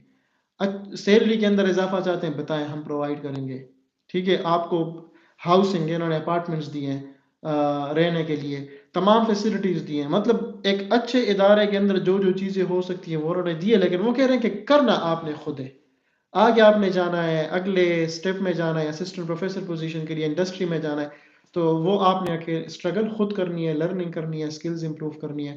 हाँ, ये कह रहे हैं कि हमें आपसे जो चाहिए वो हमें बताएं, ट्रेनिंग चाहिए हम आपको ट्रेनिंग दिलवा देंगे। जी अभी भी आईएसटी के अंदर करंटली कुछ 5 डिफरेंट किस्म के प्रोग्राम चल रहे हैं ट्रेनिंग के। उसमें एक इंग्लिश कम्युनिकेशन के ऊपर बाकायदा हफ्ते में 2 दफ़ा क्लासेस होती हैं। जिन लोगों की अंग्रेज़ी कमज़ोर है तो उनके लिए उन्होंने अंग्रेज़ी के सेशन रखे हैं, फिर अंग्रेज़ी के अंदर भी उन्होंने 4 सेशंस रखे हैं। कोई राइटिंग सीख रहा है, कोई स्पीकिंग सीख रहा है, कोई लिसनिंग सीख रहा है, तो उन्होंने फिर ग्रुप्स में, इस सब की जो पेमेंट है वो आईएसटी ऑस्ट्रिया करता है, और ये मुफ्त में सारी ट्रेनिंग ले रहे हैं। कोई टेक्निकल राइटिंग, कोई इमोशनल इंटेलिजेंस का, मैंने खुद अभी कुछ 2 वीक्स पहले इमोशनल इंटेलिजेंस का एक कोर्स इधर लिया था। उसमें आपने ये देखना है कि आप कम्युनिकेट कैसे करेंगे। तो ये आपको हर चीज़ में हेल्प प्रोवाइड करेंगे, ट्रेनिंग प्रोवाइड करेंगे, लेकिन एट द एंड करना आपने खुद ही है। तो ये चीज़ इसमें थोड़ी सी हाईलाइट करने की थी। जी बिल्कुल नुमान भाई, ये जो क्वेश्चन बहुत ही ज़्यादा लोग पूछते हैं हम्म, कि जिनका ऐसा उस तरह से रिसर्च बैकग्राउंड नहीं होता, हम्म, मतलब बैचलर के बाद स्पेसिफिकली अगर आप डायरेक्टली पीएचडी एडमिशन के लिए जाते हैं खास तौर पे, और इवन मास्टर्स के बाद जो पाकिस्तान के स्टूडेंट्स हैं बहुत ज़्यादा उस तरह से, मतलब पब्लिकेशन रिसर्च तो उन्होंने मास्टर्स में की है, लेकिन बहुत ज़्यादा वो पब्लिकेशंस उनकी या इवन के ज़ीरो पब्लिकेशंस होती हम्म, हैं मेजोरिटी ऑफ स्टूडेंट्स की। तो इस केस में अक्सर ये लोग पूछते हैं कि जी हमारे क्या चांसेस हैं जो है वो उस लिहाज से पीएचडी एडमिशन के लिए हमारे क्या चांसेस हैं। तो ये क्वेश्चन बहुत इंपॉर्टेंट हो, ये बार बार ये चीज़ रिपीट होती है, तो आप इसमें जो है वो एक डिटेल से काइंडली अगर बता दें जी कि। जी, असल में ये जो लोग अक्सर पूछते हैं कि हमारे पेपर्स नहीं है या हमारा जीपीए का तो खैर हमने बता दिया, और पेपर्स का पूछते हैं। देखिए, मैंने जैसे जिक्र किया कि ये चीज़ें मैटर ही नहीं करती। अगर आपको सब कुछ आ रहा होता ना पहले से, तो फिर आपको पीएचडी की ज़रूरत भी नहीं है, फिर आप प्रोफेसर होने चाहिए टेक्निकली, क्योंकि आपको सारा कुछ आता है, तो आप क्यों दाखिला लेंगे, आगे पढ़ेंगे, आपको तो सब कुछ आ रहा है। तो ये बात जहन में शुरू से बिठा लें कि कभी भी आपसे कोई ये एक्सपेक्ट नहीं करेगा कि आपको सारा कुछ आना चाहिए। ये बिल्कुल आपसे ना इंस्टीट्यूट्स इनको देखते हैं, ना उनकी आपसे ये उम्मीद होती है। हाँ, अलबत्ता वो ये ज़रूर देख दें कि जो चीज़ आपने पेपर पे उनको लिख के दी है, वो आपको कितनी आती है। तो ये 2 प्रोवर्ब्स हैं अंग्रेज़ी के, जो बार-बार मैं कहता हूँ कि practice makes a man perfect, आप सबने सुना है। दूसरा प्रोवर्ब है कि no one is perfect in this world. अब दोनों स्टेटमेंट्स कॉन्ट्राडिक्टरी हैं, कि आप कह रहे हैं कि प्रैक्टिस जो है वो परफेक्ट बनाती है, फिर आप कहते हैं कि नो वन, ये दोनों अपनी जगह ठीक है। No one is perfect in this world का मतलब ये है कि आप तमाम फील्ड्स के अंदर परफेक्ट नहीं हो सकते, कि आप अच्छे ड्राइवर भी हों, अच्छे स्विमर भी हों, अच्छे रनर भी हों, अच्छे टीचर भी हों, अच्छे रिसर्चर भी हों, आप अच्छे आलिम भी हों। तो ऐसे तो नहीं होगा, ज़ाहिर-सी बात है। लेकिन अगर आप प्रैक्टिस करेंगे तो आप एक अच्छे रनर बन सकते हैं। तो इसका मतलब ये है कि एक स्पेसिफिक डोमेन के अंदर या ज़िंदगी के किसी एक शोबे के अंदर आप बिलाशुबा परफेक्शन के लेवल तक जा सकते हैं। वो इसके ऊपर है कि आप उसमें अब मिसाल के तौर पर आपके साथ रिलेवेंट इसमें चीज़ क्या है कि आप अगर एसओपी लिख रहे हैं तो एसओपी के अंदर आप परफेक्शन लेवल पे जा सकते हैं। कैसे जाएंगे? हमजा भाई ने आपको उसका एक्सपीरियंस बताया है दबे दबे अल्फाज में, और वो ये था कि आप एसओपी को लिखें और 8 महीने उस पर लगाएं उसको रिफाइन करने में। तो आप उसके तमाम जो रुमूज़ हैं, जिसको उर्दू में कहते हैं सीक्रेट्स हैं, वो आपको पता चल जाएंगे कि इसके अंदर क्या चीज़ें इंपॉर्टेंट होती हैं। तो इसलिए स्पेसिफिक डोमेन लें, उस स्पेसिफिक डोमेन के अंदर आप एक्सपर्टीज़ लें और फिर देखें कि वो जिधर मैच कर रही हैं उधर ट्राई करें, और फिर आप उसके अंदर उसी प्रोफेशन के अंदर बड़े आगे जा सकते हैं। आबिद भैया, आप इस हवाले जी से। बिल्कुल, दूसरे इस हवाले से जो इसका दूसरा पहलू ये कि बैचलर के बाद स्पेसिफिकली बहुत ज़्यादा, अगर आप इवन के मास्टर्स के लिए भी स्कॉलरशिप पर जा रहे हैं तो किसी भी कंट्री से जो है वो एक स्कॉलरशिप पे आने वाले, यूरोप में या किसी दूसरे कंट्री में हो, उनकी एज सच बहुत ज़्यादा रिसर्च पब्लिकेशंस नहीं होती, ना ही बहुत ज़्यादा रिसर्च बैकग्राउंड होता है, क्योंकि बैचलर में आपसे कोई एक्सपेक्ट भी नहीं कर रहा होता। जब आप पीएचडी एडमिशन या मास्टर्स एडमिशन के लिए अप्लाई करते हैं तो आपसे एक्सपेक्ट भी नहीं किया जाता कि आपका एक रिसर्च प्रोफाइल बहुत हाई हो। लेकिन आपने जो चीज़ अपनी सीवी में या अपने एसओपी में मेंशन करनी होती है वो ये होती है कि आपको किस चीज़ पर एक्सपर्टीज़ है। सो उस हवाले से जो है वो मतलब आपकी बहुत ज़्यादा रिसर्च पब्लिकेशन या इवन के एक दो रिसर्च पब्लिकेशन होना भी ज़रूरी नहीं है। और बहुत सारे स्टूडेंट्स जो कि यहाँ पर पीएचडी कर रहे हैं बैचलर के बाद, उनकी एज सच उस तरह से कोई पब्लिकेशन ऑलरेडी नहीं थी, तो इसलिए ये बिल्कुल एक रिक्वायरमेंट नहीं है, या इससे आपको बहुत ज़्यादा फ़ायदा हो सकता है। इवन के ऐसे स्टूडेंट्स भी होते हैं जो कि बहुत ज़्यादा पब्लिकेशंस होती हैं लेकिन वो एडमिशन उनका नहीं होता किसी भी यूनिवर्सिटी में, क्योंकि और किसी जो है कम पब्लिकेशन वाले का, सो आपकी एक्सपर्टीज़ या आपकी स्किल्स पे डिपेंड कर रहा है कि आप जिस पोजीशन के लिए अप्लाई कर रहे हैं, आपकी स्किल्स और आपकी एक्सपर्टीज़ उससे कितनी रेलिवेंट है। सो उस केस में जो है वो आपकी पब्लिकेशन फिर मैटर नहीं करती। जी। एक और सवाल आया था अभी लाइव सेशन के अंदर, अगर आपके सवाल हैं तो आप पूछ सकते हैं, हम उसको अभी साइड वाइज एड्रेस करेंगे और डिटेल में एड्रेस करेंगे। ये सेशन करने का मकसद ये था कि कमेंट्स में या ईमेल के अंदर ये पूरी तफसीलात आप नहीं बता सकते, क्योंकि कंस्ट्रेंट होती है लैंग्वेज की कंस्ट्रेंट, फिर वो कम्युनिकेशन भी उस तरह नहीं होती। एक फेसबुक के ऊपर एक सवाल आया था, एक स्टूडेंट ने कोरिया के अंदर मास्टर्स एडमिशन के हवाले से पूछा था कि उसमें पूरा अगर हमें गाइड कर दें। देखिए, एडमिशन के मुख्तलिफ मोड्स होते हैं। इसके ऊपर मैंने एक वीडियो पिछले साल बनाई थी, उसका लिंक भी हम आपको भेज देते हैं कि एक होती है कि प्रोफेसर के थ्रू आप दाखिला करते हैं। आप प्रोफेसर को ईमेल करते हैं, वो आपको एक्सेप्ट करते हैं, और फिर आप जब अप्लाई करते हैं किसी यूनिवर्सिटी के अंदर तो वो यूनिवर्सिटी आपसे पूछती है कि आप जो है आपके पास किसी प्रोफेसर की एक्सेप्टेंस है या नहीं है। तो अगर आपके पास किसी प्रोफेसर की एक्सेप्टेंस हो तो एप्लीकेशन के अंदर आप उनका नाम मेंशन करते हैं, और आपकी वो एप्लीकेशन सीधी उस प्रोफेसर के पास जाती है, वो एक्सेप्ट करते हैं और आपका दाखिला हो जाता है। एक ये एडमिशन है कोरिया के अंदर, और ज़्यादातर तरीक़ेकार यही है। स्टूडेंट्स प्रोफेसर्स को ईमेल करते हैं, वो उनको एक्सेप्टेंस देते हैं।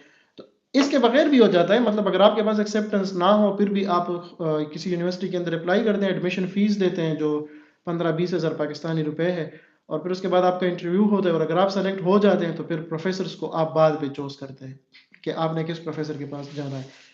तो ये दोनों प्रोसेस एक ही है। प्रोफेसर को ईमेल करनी है अगर आप कंफर्म एडमिशन चाहते हैं। कोरिया के अंदर ये भी चलता है। फिर इसके अंदर एक और चीज़ है जो समझने की ज़रूरत है, जो हमारे यहाँ अक्सर लोगों को उसका इल्म नहीं है, कि जब आप बाहर आते हैं स्कॉलरशिप पे तो दो चीज़ें होती हैं। एक आपका मंथली स्टाइपेंड होता है कि आपको माहाना तनख्वाह मिलती है एक किस्म की। दूसरा होता है आपकी सेमेस्टर फ़ीस। तो सेमेस्टर फ़ीस जो है वो तो अगर आपको यूनिवर्सिटी का स्कॉलरशिप मिल जाता है तो वो आपकी मुकम्मल तौर पर माफ़ हो जाती है। तो वो तो आपने अगर एमएस करना है तो 4 सेमेस्टर की फ़ीस है 4 दफ़ा देनी है, वो तो एज़ सच कोई बड़ा इश्यू नहीं होता। लेकिन जो स्टाइपेंड होता है ये बड़ा इम्पोर्टेंट होता है। अक्सर अक्सर मुझे मैसेजेस आते हैं, लोग कहते हैं कि मुझे स्कॉलरशिप मिल गई है लेकिन मुझे मंथली स्टाइपेंड नहीं मिलेगा, तो क्या मुझे जाना चाहिए? तो ऐसी सिचुएशन में फिर थोड़ा टफ होता है, क्योंकि अगर आपका स्कॉलरशिप ना हुआ हो लेकिन स्टाइपेंड हो तो आप सर्वाइव आराम से कर सकते हैं। लेकिन अगर आपका स्टाइपेंड ना हो और स्कॉलरशिप हुआ तो फिर सर्वाइव करना इसलिए मुश्किल होता है कि इसका वो सेमेस्टर की फ़ीस तो आपने 4 दफ़ा देनी है 2 साल में। लेकिन हर महीने रोज़ाना आप खाते-पीते हैं, आप घूमते-फिरते हैं, आपको इलाज मुआलजे की ज़रूरत, तो वो पैसे आपको लाज़मी चाहिए मंथली सर्वाइवल के लिए, क्योंकि आप पाकिस्तान से मंथली बेसिस पे 2-2 3-3 लाख रुपए तो नहीं मँगा सकते। तो इसलिए दोनों चीज़ें आप क्लियर रखें कि जो प्रोफ़ेसर के साथ आपकी कम्युनिकेशन होती है और वो आपको बताता है कि मैं आपको मंथली मिसाल के तौर पर $1000 दूँगा, तो इसका मतलब ये होता है कि वो स्कॉलरशिप की ज़िम्मेदारी नहीं ले रहा, वो आपको मंथली स्टाइपेंड इतना देगा। हाँ, बाज़ औक़ात प्रोफ़ेसर बड़े जेनरस होते हैं या उनके पास फंड ज़्यादा होते हैं, तो वो कहते हैं कि चलिए अगर यूनिवर्सिटी आपको स्कॉलरशिप नहीं भी देती, तो मैं आपकी फ़ीस दिया करूँगा। तो ये दोनों अलग चीज़ें हैं, स्कॉलरशिप आपको यूनिवर्सिटी देती है, सेमेस्टर की जो फ़ीस है, वो अगर आपकी पूरी माफ़ हो जाती है तो आप मज़े करें, फ़ीस टूरी पूरी माफ़ है और मंथली आपको प्रोफ़ेसर दे रहे हैं। बाज़ औक़ात हाफ़ होती है, मेरी खुद पीएचडी के अंदर पहले 2 सेमेस्टर के लिए हाफ़ था स्कॉलरशिप। $3000 होते थे, उसमें $1500 मैं खुद देता था, लेकिन चूँकि मुझे मंथली स्टाइपेंड इतना मिलता था कि उसमें आप आराम से हाफ़ फ़ीस 6 महीने बाद दे सकते हैं, वो कोई इश्यू नहीं है। तो ये 2 चीज़ें हैं मास्टर्स के लिए अप्लाई करते वक़्त। तो यही बताऊँगा इस हवाले से कि आप ईमेल के ऊपर हमारी वीडियो है कि ईमेल आपने कैसे लिखनी है। आप प्रोफ़ेसर्स को फिर राब्ता करते हैं और अगर आपको स्कॉलरशिप मिल जाता है तो फिर आप उनसे पूछते हैं कि आपको कितना स्टाइपेंड मिलेगा। वो आपको बताता है कि आपको वो उतना स्टाइपेंड देगा। फिर आप यूनिवर्सिटी में अप्लाई करते हैं। यूनिवर्सिटी फिर फ़ैसला करती है कि आपको कितना स्कॉलरशिप मिलेगा। फुल मिलेगा, हाफ़ मिलेगा या बिल्कुल नहीं मिलेगा। अगर फुल मिल रहा है तब भी ठीक है, आप सर्वाइव कर सकते हैं। अगर हाफ़ मिलता है फिर भी आप सर्वाइव कर सकते हैं। और अगर बिल्कुल नहीं मिलता फिर भी आप सर्वाइव कर सकते हैं। मतलब ऐसा जो, क्योंकि वो मैंने शुरू में कहा कि 2 साल में 4 दफ़ा फ़ीस देनी है तो वो नो इश्यू। लेकिन स्टाइपेंड आपको लाज़मी अगर दे तो फिर आपके लिए ईज़ी हो जाता है। तो ये चीज़ है। हाँ, इस पे डिपेंड करता है। अभी पिछले दिनों हमारे आईएसटी में प्रोफ़ेसर्स को ईमेल आती रही है कि हमें एक्सेप्टेंस दे दें। इस बात को समझने की कोशिश करें कि 2 मोड ऑफ एडमिशन, एक सेंट्रलाइज़्ड एडमिशन होता है और एक ये जो मैंने अभी जिसका ज़िक्र किया कि आप प्रोफ़ेसर को ईमेल करते हैं और फिर आपको एक्सेप्टेंस मिलती है और फिर आप वो एप्लीकेशन के अंदर लिख दें। आईएसटी में ऐसा नहीं है और इवन यूएस में भी ऐसा नहीं है और कोरिया के अंदर भी कुछ यूनिवर्सिटीज़ में ऐसा नहीं है। वहाँ पर प्रोफ़ेसर के साथ आपका कोई शुरू में वो नहीं होती कम्युनिकेशन। आप अप्लाई कर दें, यूनिवर्सिटी अगर आपको दाखिला देती है तो फिर उसके बाद आप किसी प्रोफ़ेसर के पास जाते हैं। तो इन चीज़ों को अगर किसी यूनिवर्सिटी ने वेबसाइट के ऊपर लिखा है कि उनका सेंट्रलाइज़्ड मोड ऑफ एडमिशन है, तो फिर उस केस में आप प्रोफ़ेसर को ईमेल करने की ज़रूरत नहीं है कि आप मुझे एक्सेप्टेंस दें या रिकमेंडेशन दें। क्योंकि अगर वो आपको दे भी तो उसका कोई फ़ायदा नहीं है, क्योंकि इनिशियल जो फ़ैसला करना है वो एडमिशन ऑफ़िस ने करना है। तो ये चीज़ें थोड़ी, अगर इस हवाले से कोई और सवाल हो तो पूछ सकते हैं। अब आमिर भाई आपका कोई सवाल आया मेरे ख्याल जी, जी, वो पूछ रहे हैं कि ग्रुप में जो पीएचडी स्टूडेंट्स के बारे में ग्रुप में तकरीबन अभी 3 से 4 पीएचडी स्टूडेंट्स हैं और नए पीएचडी जो है वो पीएचडी पोजीशन भी अवेलेबल हैं। तो आप अगर अप्लाई करना चाहते हैं तो इसकी डेट 28 फरवरी है, तो आप जो है वो ज़रूर अप्लाई करें इस चीज़ पे। अच्छा, एक और स्टूडेंट, एक मूसा खान ने सवाल पूछा कि सर एफएससी प्री मेडिकल के बाद अगर मेडिकल कॉलेज में एडमिशन ना हो तो क्या एड मैथ्स करके फील्ड स्विच करना चाहिए? हाँ जी, करना चाहिए। मैंने खुद भी ऐसा किया है। मैंने प्री मेडिकल लिया था और चूंकि वो बड़ों के चॉइस पे लिया था तो उसके बाद फिर मैंने स्विच किया, ऐड मैथ किया है और फिर क्योंकि फ़िज़िक्स या मैथ में आप तभी आ सकते हैं अगर आपने प्री इंजीनियरिंग पढ़ी हो। प्री मेडिकल के साथ आप फ़िज़िक्स में नहीं आ सकते। तो फिर उसके बाद मैंने स्विच किया क्योंकि मेरा मैथ और या फ़िज़िक्स में जाने का प्लान था। तो फिर उसके बाद मैं फ़िज़िक्स में आ गया। तो बिल्कुल आप कर सकते हैं और आपके पास ये ऑप्शन ऑल द टाइम खुला होता है। जी, बिल्कुल। और ये मतलब बिल्कुल आपकी अपनी मर्ज़ी पे होता है कि आपका इंटरेस्ट क्या मैथ में है या इंजीनियरिंग, क्योंकि मैथ के बाद आप इंजीनियरिंग साइड पे ही जा सकते हैं। जिस तरह से मैंने एफएससी प्री इंजीनियरिंग करने के बाद फिर इंजीनियरिंग, इस तरह से मास्टर्स और पीएचडी इंजीनियरिंग में की। तो आपका इंटरेस्ट कितना है इस साइड पे, या आपका, अगर आपको लगता है कि आपका इंटरेस्ट टोटली मेडिकल साइड पे है, तो आपके पास और अपॉर्चुनिटीज़ भी होती हैं पाकिस्तान में स्पेसिफिकली, जैसे कि डीवीएम है, बी फार्मेसी है। अगर आप जो है वो फर्दर जो है वो किसी बैचलर, मतलब बैचलर जूलॉजी या बॉटनी इस तरफ नहीं जाना चाहते, तो आपके पास फार्मेसी की ऑप्शन है, और आपके पास डेंटल बीडीएस की ऑप्शन है, आपके पास डीवीएम की ऑप्शन है। लेकिन अगर आपको इंटरेस्ट है इंजीनियरिंग साइड पे, तो फिर आप जो है वो स्विच कर सकते हैं। जी तो ये सवाल आ रहे हैं, आप देखें, आप किसी भी किस्म का सवाल पूछ सकते हैं फ्रैंकली, क्योंकि ये हमें अंदाज़ा है कि ये बहुत बड़ा फैसला होता है बाहर मूव करने का। आप एक नए मुल्क में जाते हैं, आपको कोई आइडिया नहीं होता कि आप किधर जाएंगे, कैसे जाएंगे, आपके फाइनेंशियल रिसोर्सेज क्या होंगे, सोशल सिक्योरिटी सिस्टम क्या होगा। अच्छा, एक और सवाल मेरे जहन में आया, किसी ने फेसबुक के ऊपर पूछा था कि यहाँ पर रेसिज्म और इस हवाले से क्या सूरत हाल है। तो इन मुल्कों में रेसिज्म देखें, टू बी फ्रैंक, मैं अगर सादा बात कहूँ तो हमारे मुल्क के अंदर भी थोड़ी बहुत है। मतलब ए सच नहीं है जिस तरह मतलब बाहर मुल्कों में बाज़ औक़ात आप वीडियो क्लिप्स देखते हैं। ये वीडियो क्लिप्स देख के ये सवाल ज़हन में उठता है, क्योंकि अक्सर अमेरिका में और ऑस्ट्रेलिया में और इन जगह पे शॉप्स पे अक्सर लोग आके वो करते हैं, मतलब उन पे निकालते हैं कि हमारे मुल्क से निकल जाओ, फलाना ढिंगाना। तो ये चीज़ें तो होती हैं हर जगह, ये तो हमारे मुल्क में भी है, ये हर जगह होगी। लेकिन ये डिपेंड करता है, इतनी नहीं होती। मतलब ज़ाहिर बात है, ज़्यादातर जो आवाम होती है किसी मुल्क के अंदर, तो वो बड़ी वो होती है पीसफुल, पोलाइट, और उनको पता होता है कि हमारे मुल्क में मेहमान के तौर पर आए हैं। तो ये उमूमी तौर पर ऐसे नहीं होता, कुछ एक्सेप्शनल केसेस होते हैं, क्रेजी लोग होते हैं हर जगह पे, तो वो इस तरह का करते हैं। लेकिन जनरली यहाँ पर बहुत पुरअमन माहौल है। हम रात के 2-2 बजे भी, अक्सर हम इधर बैठे होते हैं, डिस्कशन करते हैं, उसके बाद मैंने घर जाना होता है, तो रात के 1-2 बजे भी मैं घर जाता हूँ बिला खौफ व खतर कि कोई निकलेगा और मुझसे मोबाइल छीनेगा या इस तरह का कोई इंसिडेंट होगा। और कोरिया के अंदर भी हम रात के 2-2 3-3 बजे भी आप गलियों में घूमें, वॉक करें, अगर नींद ना आ रही हो, घर का दरवाज़ा खुला छोड़ें, कोई ना चोरी करेगा, ना जो है आपसे कोई स्नैचिंग होगी किसी चीज़ की। क्योंकि कोरिया के अंदर के तो उधर तो बेतहाशा कैमरे लगे हुए हैं हर जगह। हम तो बाज़ औक़ात कहते थे कि इन्होंने इंसानों से भी ज़्यादा कैमरे लगाए हैं। तो लेकिन इन जो ऑस्ट्रिया है, यहाँ पर कैमरे तो नहीं है, लेकिन यहाँ पर लोगों का जो एवरेज बंदे का जो लेवल है, इंटेलेक्चुअल लेवल, वो उस तरह से है, या फिर लोग इस तरह से ट्रेन हुए हैं कि मतलब उनको कोई सरोकार नहीं होता।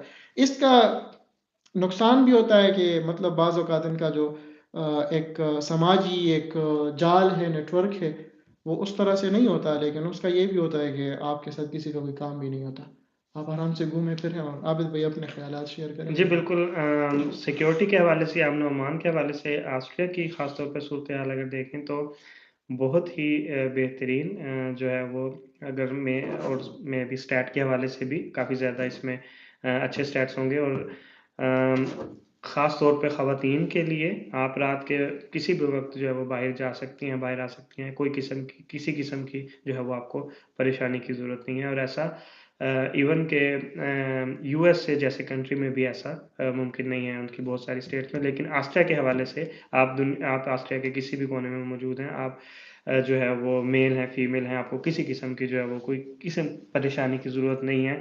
आपकी जेब में जितने भी पैसे हैं, so as compare to this, हमारे कंट्री पाकिस्तान के लिहाज से जो है वो बहुत अच्छी सूरत हाल है यहाँ पे अमन अमान की। तो इसलिए जो है वो, अगर आप को इस लिहाज से जो है वो ख़ास तौर पे जो है वो हमारी जो ख़वातीन होती हैं उनको दूसरे कंट्रीज़ में जाकर स्टडी के हवाले से ये, और उनकी फैमिली को ख़ास तौर पे घर वालों को ये रिजर्वेशंस होती हैं, तो उस लिहाज से जो है वो इस किस्म की आपको परेशानी की किसी किस्म की ज़रूरत नहीं है।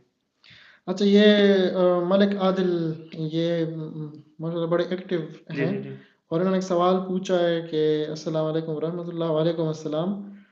फिर पूछा है कि बीएस के बाद एमएस के लिए यूरोप नहीं जाना, कहते हैं कि वहाँ पर रिसर्च वर्क स्टूडेंट के लिए मसला होता है, और आपको एशिया ममालिक जैसे चाइना, कोरिया और जापान। अच्छा, मैं इसमें एक और चीज़, ये इन्होंने एक पॉइंट की तरह, ये बहुत इंपॉर्टेंट क्वेश्चन इन्होंने वैसे पूछा है। हमारे यहाँ लोग बाज़ औक़ात कोशिश करते हैं कि किसी तरह पाकिस्तान से बाहर निकल जाएँ, लेकिन वो बाज़ औक़ात पूरे स्पेक्ट्रम को नहीं देखते। जो भी आपका एक इंटेलिजेंट डिसीजन होता है ना, तो उसमें आप तमाम स्पेक्ट्रम को देखते हैं। तो अब इन्होंने जिस बात की तरफ इशारा किया, ये बहुत इंपॉर्टेंट है कि रिसर्च के लेवल का बहुत बड़ा डिफरेंस है। मतलब पाकिस्तान में तो आपको एक किस्म की, आप समझ लें कि स्पून फीडिंग होती है ना, मतलब आपको टीचर बताता है कि इस तरह करें तो आप उस तरह करते हैं। आप खुद से कोई चीज़ करके आप प्रोफेसर को नहीं बताते कि ये मैंने नई चीज़ की थी, मैंने डिस्कवरी की, आप इस बारे में क्या कहते हैं। नहीं, वो आपको बताते हैं कि फलाना एक्सपेरिमेंट करो, रिजल्ट्स लाओ, आप रिजल्ट लाते हैं, फिर डिस्कशन करते हैं, फिर थीसिस और फाइनल। तो मेरे ख्याल में मैंने सही डिस्क्रिप्शन की है इसकी। जी, जी, बिल्कुल। वो जी, आप वो आपकी गाइडेंस करते हैं किस्म जी। की, जिस तरह बच्चे को गाइड किया जाता है। लेकिन बाहर की दुनिया में, यूरोप में ना, बड़ी फ्रीडम है। आप आते हैं, अगर तो प्रोफेसर के पास कोई प्रोजेक्ट है तो वो आपको कहते हैं कि आप इस प्रोजेक्ट के अंदर, उस प्रोजेक्ट के बड़े डिफाइंड गोल होते हैं। क्योंकि किसी कंपनी ने या किसी रिसर्च बॉडी ने या फंडिंग एजेंसी ने उनको अगर फंड दिया है, तो उन्होंने किसी स्पेसिफिक क्वेश्चन या किसी खास टारगेट को अचीव करने के लिए वो फंड दिया होता है। तो उस केस में बड़ा क्लियर होता है कि आपने रिसर्च किस डायरेक्शन में करनी है। लेकिन अगर आप बेसिक साइंस साइड पे जाते हैं, या आप ऐसे इंस्टीट्यूट है जैसे आईएसटी हो गया, जहाँ पर आप कोई कन्फाइन नहीं है कि आपने इसी क्वेश्चन को परसू करने या इसके जवाब ढूंढने के डायरेक्शन में आपने रिसर्च करनी है, तो इधर फिर बड़ी फ्रीडम है। ये आपने जिस बात की तरफ इशारा किया, ये कॉमन नहीं है। ये इधर बास केसेस में ऐसा है कि जो रिसर्च इंस्टीट्यूट्स हैं या सेंटर्स हैं, वो जब स्टूडेंट आता है तो उसको कहते हैं आप खुद अपने रिसर्च का डिसाइड करें, आपने क्या करना है। क्योंकि आपने खुद कहा था कि आप रिसर्च करना चाहते हैं, तो अब आप बताएं आप क्या रिसर्च करना चाहते हैं। हमने आपको एडमिशन दे दिया है। तो उस वक्त पर आपने सारा कुछ खुद डिसाइड करना है, रिसर्च किस डायरेक्शन में करनी है, कैसे करनी है उसको, आपने किस तरीके से उसमें से उसका एक्सपेरिमेंट कैसे प्लान करना है। अगर आपको किसी दूसरी यूनिवर्सिटी की उसमें हेल्प चाहिए, उनको आपने कम्युनिकेट कैसे करना है, वगैरह वगैरह। तो ये इस एतबार से तो टफ है कि सारा कुछ खुद करना है। लेकिन इधर एक और सवाल इसी के अंदर मैं मिक्स करूंगा कि किसी ने पूछा था कि कोरिया और ऑस्ट्रिया के अंदर क्या फ़र्क है। तो उसके अंदर एक फ़र्क ये है कि उधर आप अच्छे वर्कर हैं, लेकिन इधर आप अच्छे लीडर हैं। सादे अल्फाज में, उधर आप काम करते हैं, पाकिस्तान में भी ऐसा है, लेकिन आप वो काम करते हैं जो प्रोफेसर आपको बताता है। इधर आप वो काम करते हैं कि आपके सामने कोई सॉलिड क्वेश्चन होता है, उसके परसू में, तो जब आप वो करते हैं तो आप खुद प्रॉब्लम्स आइडेंटिफाई करते हैं, खुद उसके लिए स्ट्रेटजी बनाते हैं और खुद उसको सॉल्व करते हैं। क्योंकि साइंस का जो मेन मकसद है वो, मतलब सबको पता है कि उसका मेन थीम ये है कि आपको प्रॉब्लम्स आइडेंटिफाई, टैकल करने और उसको सॉल्व करने की अहलियत होनी चाहिए, या उसकी ट्रेनिंग एक किस्म की ये होती है जो आपकी वो करते हैं। तो इसके दोनों एस्पेक्ट हैं। एक एस्पेक्ट ये है कि आपको एक टेम्पररी स्ट्रेस से गुजरना पड़ेगा, खुद सारा कुछ करना पड़ेगा। और इसका एक मनफी पहलू ये है कि अगर आपका वो सॉलिड बेस नहीं है, तो फिर आपको चैलेंजेस हो सकते हैं, क्योंकि आपने थ्योरी पर भी काम कर रहा है, स्किल्स पर भी काम कर रहा है, और आपने ये जो रिसर्च वगैरह स्किल्स हैं उसको भी डेवलप करना है।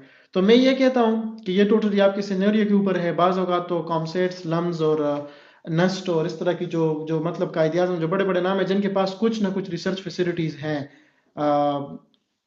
बाहर के मुकाबले में तो फिर भी उस लेवल की नहीं है, लेकिन पाकिस्तान के स्टैंडर्ड के मुताबिक बाकी यूनिवर्सिटीज़ के मुकाबले में, जैसे आप सियालकोट यूनिवर्सिटी ले, या मतलब कोई और यूनिवर्सिटी ले लें, तो उसके मुकाबले में कंपैरेटिवली उनके पास वो ज़्यादा है। तो उस केस में अगर आप कॉन्फिडेंट हैं, तो बिल्कुल ये बात उधर ये असर ज़ाहिर हो जाता है कि यूरोप में जो है मुश्किल होता है, आप आराम से कर जी, सकते हैं। बिल्कुल। और इसके अलावा अगर मतलब अगर आपको लगता है या किसी को लगता है कि चाइना या कोरिया, इन इन कंट्रीज़ में मास्टर्स आसान है, लेकिन कुछ केसेस इस तरह से भी हैं, कुछ स्टूडेंट इस तरह से भी हैं जो वहाँ पे भी मास्टर्स कंप्लीट नहीं कर सके। जी, वहाँ पे बिल्कुल। मास्टर्स के लिए गए कोरिया में, और लेकिन वो कंप्लीट नहीं कर सके और उन्हें वापस आना पड़ा। सो ये टोटली डिपेंड करता है आपके ऊपर कि आप दूसरा ये कि अगर आप इतना आपका कैलिबर है या आपके इतना पोटेंशियल है, जब आप अप्लाई करते हैं, तो आपको जो सिलेक्शन क्राइटेरिया है वो इसी बेस पे होता है कि क्या आप इस चीज़ को कंटिन्यू कर सकते हैं। तो अगर आपका सिलेक्शन हुई है यूरोप के किसी कंट्री में किसी मास्टर्स प्रोग्राम में, तो उस केस में इसका मतलब ये है कि आप इस चीज़ को कर सकते हैं हैंडल। और जो है वो उस पे आपको किसी अगर जो है वो आप फुल मेहनत के साथ या डेडिकेशन के साथ काम करेंगे, तो आपको जो है वो बहुत ज़्यादा आपको ये नहीं कि आपको 24 घंटे ही काम करना पड़ेगा। नॉर्मल रूटीन में या नॉर्मल वर्किंग आवर्स में अगर आप काम करेंगे, तो इंशाल्लाह आप इज़िली जो है वो इसे कर सकते हैं। जी। इसमें इम्पोर्टेंट चीज़ ये है अगेन, इसमें कि आपको ना बड़ा इसके अंदर फेयर रहना पड़ेगा। मैं अगेन उस बात की तरफ दोबारा आ रहा हूँ, वो बड़ा बेसिक पॉइंट है, बहुत इंपॉर्टेंट है कि आप पेपर के ऊपर वही चीज़ लिखें जो आपको आती हो। कोरिया के अंदर एक केस ऐसे हुआ था, मुझे याद है कि एक स्टूडेंट ने मास्टर के लिए अप्लाई किया, तो उसने सीवी के अंदर लिखा था कि मुझे फलाना सॉफ्टवेयर चलाना आता है, कोई सिमुलेशन टूल होगा। तो वो जो सॉफ्टवेयर है वो तो अक्सर पेड होते हैं, बड़े महंगे होते हैं। तो उन्होंने जब उनको देखा, उन्होंने कहा ठीक है, ये तो इनको आता है, हम तो ऐसा ही बंदा ढूंढ रहे थे। उन्होंने उनको स्कॉलरशिप दिया, वो जब आ गया तो उनको शायद उस तरह की इन डेप्थ उनको नॉलेज नहीं थी, उन्होंने सिर्फ उसको टच किया था, हल्का फुल्का सिमुलेट किया था। तो जब वो उधर गए हैं तो प्रोफेसर ने पहले दिन मीटिंग हुई है, अगले दिन आए, उन्होंने कहा चले आज आपका पहला दिन है, कल आप आए तो हम इसको डिस्कस करते हैं। तो कल जब वो गए हैं तो प्रोफेसर ने कहा कि ठीक है, आपने कहा था कि वो आपको फलाना सिमुलेशन टूल आता है, तो वो मैंने ख़रीद लिया है, पता नहीं कितने $1000 का था। तो वो मैंने ख़रीद लिया, ये उसका कोड है एक्सेस, और आप जाएँ और मुझे ये चीज़ें सिमुलेट करके दें। तो बंदा तो उधर हैंग हो गया, वो कह रहा था कि मतलब मुझे उस लेवल की तो नहीं आती जिस तरह। तो देखें इस चीज़ में फिर उसका किया हुआ कि उसको 3 महीने बाद उन्होंने कहा 3 महीने का टाइम है आपके पास, इसको सीखें, क्योंकि हमारे पास टाइमलाइन है, हमने तो ये प्रोजेक्ट कंप्लीट करना है, तो इसको सीखें और फिर उसको करके आएँ। तो वो नहीं कर सके, तो फिर 6 महीने बाद उनको फारिग कर दिया। तो इस चीज़ के अंदर मैं अगेन जो बार बार मैं अपनी हर वीडियो के अंदर कहता हूँ कि आप इसमें बड़े फेयर रहें, सीवी के अंदर जो चीज़ आप लिख रहे हैं या तो उसके अंदर मेंशन किया करें। जैसे आपने लिख लिया कि मिसाल के तौर पर मुझे डीएफटी कैलकुलेशंस आती है, या मिसाल के आपको ऑटोकैड आता है, तो आप उसके साथ फिर लिखें कि आपको एडवांस आता है, एक्सपर्ट लेवल आता है, इंटरमीडिएट है, या आप जस्ट बिगिनर है या नो हाउ है आपको। ये कुछ अल्फाज है ना जो आपने ब्रैकेट्स में फिर उसके साथ लिखने हैं, ताकि जो दूसरा बंदा है उसको आइडिया हो कि आप किस लेवल पर है। तो अगर अगर बाज़ औक़ात ऐसे होता है कि उनको कोई एडवांस बंदा नहीं चाहिए होता, क्योंकि एडवांस बंदे इंडस्ट्रीज़ में काम करते हैं और वो बड़े खुश होते हैं, वो नहीं छोड़ते। तो उनको बिगिनर चाहिए होता है, बिगिनर को वो लेते हैं, ट्रेन करते हैं, तनख्वाह देते हैं और फिर वो उनके लिए काम करते हैं। तो इस चीज़ में ख्याल रखें। और मेरे ख्याल में हमने इस सवाल का बड़ा कम्प्रिहेंसिवली जवाब दिया है। ये इसके बाद जाहिद आरई भाई का भी सवाल है और उसके बाद फिर मोहम्मद हाशिम का भी है, लेकिन ये मलिक आदिल के सवालों को हमने शुरू किया तो इनका दूसरा सवाल है कि क्या है भाई? जी, हाँ। जी। वो पूछ रहे हैं कि without IELTS can I get foreign scholarship? तो मुख्तसर सा सवाल है कि येस यू कैन, लेकिन अगर आप आइल्स देकर ट्राई करते हैं तो आपके पास फॉर एग्जांपल जहाँ पर आपको आइल्स रिक्वायरमेंट है, फॉर एग्जांपल 100 स्कॉलरशिप्स अपॉर्चुनिटीज़ हैं और आप 50 में से आइल्स रिक्वायरमेंट है और 50 में नहीं है, तो आप 50 के लिए अप्लाई कर सकते हैं। लेकिन अगर आप आइल्स दे लें तो आप 100 के लिए अप्लाई कर सकते हैं, सो आपके चांसेस ऑटोमेटिकली। सो इसका सिंपल सा जवाब है कि अगर आप मतलब ऐसे केसेस में हैं जिनमें लोगों को विदाउट आइल्स मिल जाता है, लेकिन अगर आप विदाउट आइल्स देंगे तो आप क्या कर रहे हैं, आप अपना कंपटीशन कम कर रहे हैं। तो मैं तो यही रिकमेंड करूंगा कि आप आइल्स दें और उससे पहले भी आप अप्लाई करें, लेकिन साथ साथ आइल्स दें और उसके बाद भी अप्लाई जी। करें। और दूसरा इन्होंने मेरे ख्याल में पूछा कि केमिस्ट्री की 8 सेमेस्टर में ये है तो क्या इनको इमीडिएटली स्कॉलरशिप मिल सकता है? बिल्कुल मिल सकता है। मैं ये कहूँगा कि अगर आपका आखिरी सेमेस्टर है तो आप अभी से ट्राई करना शुरू करें। ट्राई करने से मेरा मतलब ये है कि अगर आप कोरिया, मैंने इसके ऊपर एक वीडियो बनाई थी, उसमें मैंने बताया था पिछले साल के आपको इसको किस तरह से टैकल करना चाहिए। आप पहले अपना माइंड क्लियर करें कि आपने जाना किधर है। ठीक है, आपने ऑस्ट्रिया जाना है तो जर्मन सीखना शुरू करें। इटली जाना है इटालियन सीखें, कोरिया जाना है कोरियन सीखना शुरू करें। हल्की थोड़ी बहुत मतलब नो हाउ आपको हो। दूसरा ये कि अगर आप मुल्क का डिसाइड कर लेते हैं तो आपको पता चल जाता है कि आपकी रिक्वायरमेंट्स क्या है। अब मिसाल के तौर पर आप आईएसटी आना चाहते हैं तो फिर आपको आइल्स वगैरह देने की ज़रूरत नहीं है। अगर आप इतने कॉन्फिडेंट है, इतनी आपकी प्रिपरेशन है 1 साल की, जिस तरह हमजा भाई ने बताया कि उनकी पूरी साल की प्रिपरेशन थी। उन्होंने यहाँ के तमाम इवेंट्स अटेंड किए हैं, ओपन कैंपस और जितने भी इवेंट्स थे, फिर उन्होंने एसओपी की पूरी डिटेल्स बार बार देखी हैं। उन्होंने कुछ मोर देन 10 टाइम्स अपना एसओपी एडिट किया है। तो फिर तो आप ना, लेकिन अगर आप कोरिया या इस तरह जाना चाहते हैं तो फिर आप आइल्स दे दें और साथ में अभी से प्रोफेसर्स को ईमेल करना शुरू करें, क्योंकि कोरिया के अंदर और चाइना के अंदर यही चीज़ भी चलती है कि अगर प्रोफेसर आपके साथ एग्री हो जाता है, जिसकी तफसीलात मैंने अभी पिछले बताई, कि फिर आपका दाखिला आसान हो जाता है। तो आप बिल्कुल ट्राई करें और आपको इमीडिएटली स्कॉलरशिप फ़ौरन मिल सकता है। इवन आपके थीसिस सबमिट करने से पहले भी मिल सकता है। जी, मतलब वो फिर आप उनको बता दें कि अभी आप अंडर प्रोसेस हैं, आपकी डिग्री मिल जाए तो फिर आप जी, डिग्री ले बिल्कुल, जाएँ। लेकिन बस इस चीज़ को इस तरह नहीं लेना चाहिए कि आप जो है वो एक अपॉर्च्युनिटी पे अप्लाई करें और आपको मिल जाए, ऐसा नहीं जी, होता। बिल्कुल इम्पोर्टेंट मे है। बी बहुत किसी रेयर केस में ऐसा हो भी जाता हो, लेकिन ऐसा नहीं होता। आपको फुल डेडिकेशन, मेहनत के साथ जो है वो अप्लाई करना पड़ेगा, तो पॉसिबल है कि आपको 100 एप्लीकेशंस के बाद आपको स्कॉलरशिप मिले, 200 के बाद, दैट टोटली डिपेंड्स। बिल्कुल, बिल्कुल। ये आपने बहुत इम्पोर्टेंट पॉइंट रेज़ किया है मतलब कि हमें अक्सर स्टूडेंट कहते हैं कि जी मैंने तो फलाने को ईमेल किया तो उसने तो रिप्लाई ही नहीं दिया। देखिए उनको हज़ारों की तादाद में एप्लीकेशंस आती हैं, पाकिस्तान से हट के। थाईलैंड और बांग्लादेश, अफ़गानिस्तान, पाकिस्तान, उज़्बेकिस्तान, ताजिकिस्तान और पता नहीं कहाँ-कहाँ से ईमेल आती हैं। यहाँ पर प्रोफ़ेसर बता रहे थे कि कुछ प्रोफ़ेसर को ऑन एवरेज डेली 50 ईमेल्स आती हैं। तो आप अंदाज़ा लगाएँ कि अब उसमें उनकी ज़रूरी ईमेल्स भी होती हैं, स्टूडेंट्स की ईमेल भी होती हैं। तो इसलिए बाज़ औक़ात आपको रिप्लाई नहीं आता लेकिन आप उससे मतलब डिसहर्ट ना हो। मुझे एक बंदे ने बताया कि उसको 3 स्कॉलरशिप्स हुई थी तो मैं कहा यार ये तो बड़ा कमाल है इसकी 3 जगह पे हुई है।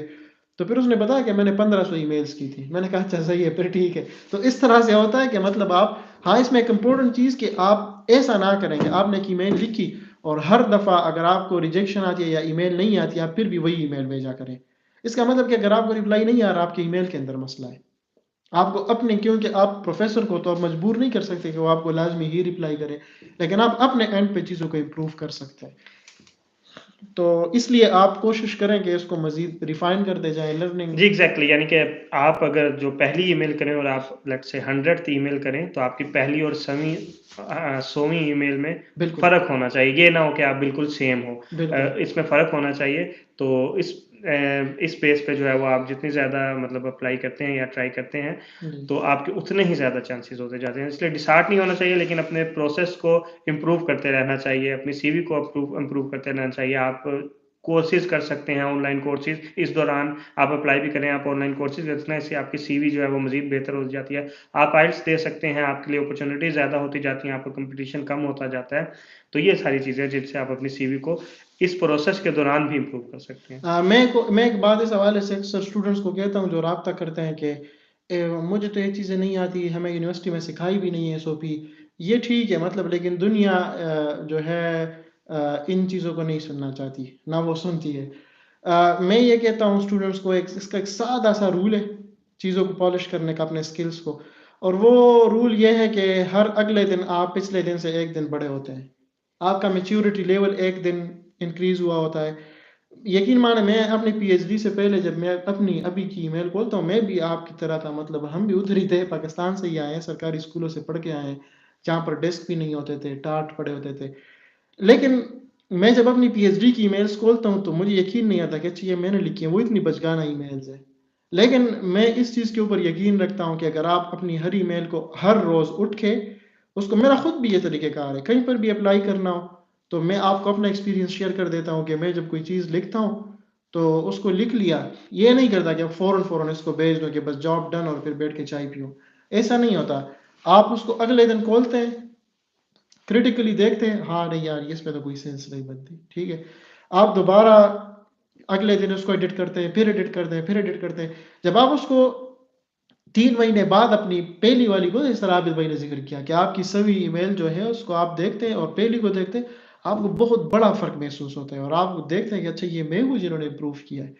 तो ये डेफ़िनेटली आपको ना इसके ऊपर ये एक नॉन स्टॉप स्ट्रगल है और आपको ये मिज़ाज बिल्कुल ये बिहेव या ये एटीट्यूड इसको साइड पे रखना होगा कि आप कहते हैं जॉब डन और उसके बाद मैं फ़ारिग हो जाऊँ। फ़राग़त नहीं है इसमें। मतलब इसमें ऐसा नहीं होता कि आप फ़ारिग हो के तो अगले दिन आप कंटिन्यू क्योंकि अगर आपका दाखिला हो जाए, तो एसओपी के ऊपर आपने जितनी मेहनत की उससे ज़्यादा मेहनत करनी होगी। क्योंकि अभी तो काम हो गया ना, अब तो आप मैदान में आ गए हैं। इसी तरह अगर आपकी पीएचडी हो गई तो आप ये समझते हैं हम अक्सर कहते थे कि स्टूडेंट कहते हैं कि जी पीएचडी हो गई अब हम फ़ारिग हैं। काम उससे ज़्यादा बढ़ जाता है। मतलब लिटरली मैं जब पीएचडी में था मैं कहता हूँ यार उस वक़्त तो मुझे तो इतना काम ही नहीं होता था। मतलब डिफाइंड काम होता था। अब तो अपने काम भी करने पड़ते हैं और दूसरे स्टूडेंट्स के भी तो इसलिए आपको ना कंटिन्यूअसली एक स्ट्रगल में रहना है। आपने कंफर्ट ज़ोन में बिल्कुल नहीं जाना क्योंकि कंफर्ट ज़ोन में आप गए तो आपकी ग्रोथ रुक जाती है। ये ज़ाहिदा राई का सवाल ले लेते हैं आप भाई। ये पूछ रहे हैं कि सीवी किस नौइयत की होनी चाहिए ISTA में अप्लाई करने के लिए? तो ISTA के ऊपर हमारा लाइव सेशन भी हुआ था। एसओपी भी। जी, बिल्कुल। तो आप अपने इस हवाले जी, से नुमान भाई, एक सवाल आपसे आपकी एक्सपर्टीज़ से रिलेटेड, क्या libs laser induced breakdown spectroscopy, यानी कि क्या इसका में लिब्स टेक्नोलॉजी है? नहीं, आईएसटी में लिब्स नहीं है, लेकिन मतलब ज़रूरी नहीं है कि आपने अगर पिछला रिसर्च लिब्स में किया है तो आपको इधर आप लिब्स में ही आगे रिसर्च करें।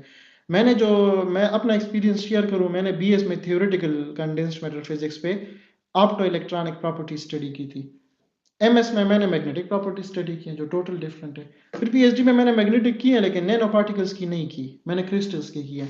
तो ये टोटली मतलब हल्का फुल्का लिंक है, लेकिन वो आपके ऊपर है कि आप उस लिंक को कैसे एस्टेब्लिश करते हैं। लेकिन ये ज़रूरी नहीं होगा कि आपका जो पिछला एक्सपीरियंस है आप उसी को आगे कंटिन्यू रखें। अगर आप लिटरली आप इंटरेस्टेड हैं किसी ऐसे एरिया में या स्ट्रीम में जिसके अंदर आप कहते हैं कि आपका बहुत डीप इंटरेस्ट है, तो आप लिप्स के ऊपर गिव अप भी कर सकते हैं। मतलब ज़रूरी नहीं है कि आप लिप्स को कंटिन्यू करें। लिप्स पे मैंने भी थोड़ा बहुत एक एक्सपेरिमेंट किया था कॉमसेट्स में। वो इसमें लेज़र को उस पर करते हैं, लेज़र बीम के ज़रिए से सैंपल्स को स्टडी करते हैं, उसमें से धुआं निकलता है, फिर उसको स्टडी करते हैं वगैरह वगैरह। तो वो टेक्निक इधर नहीं है लिप्स।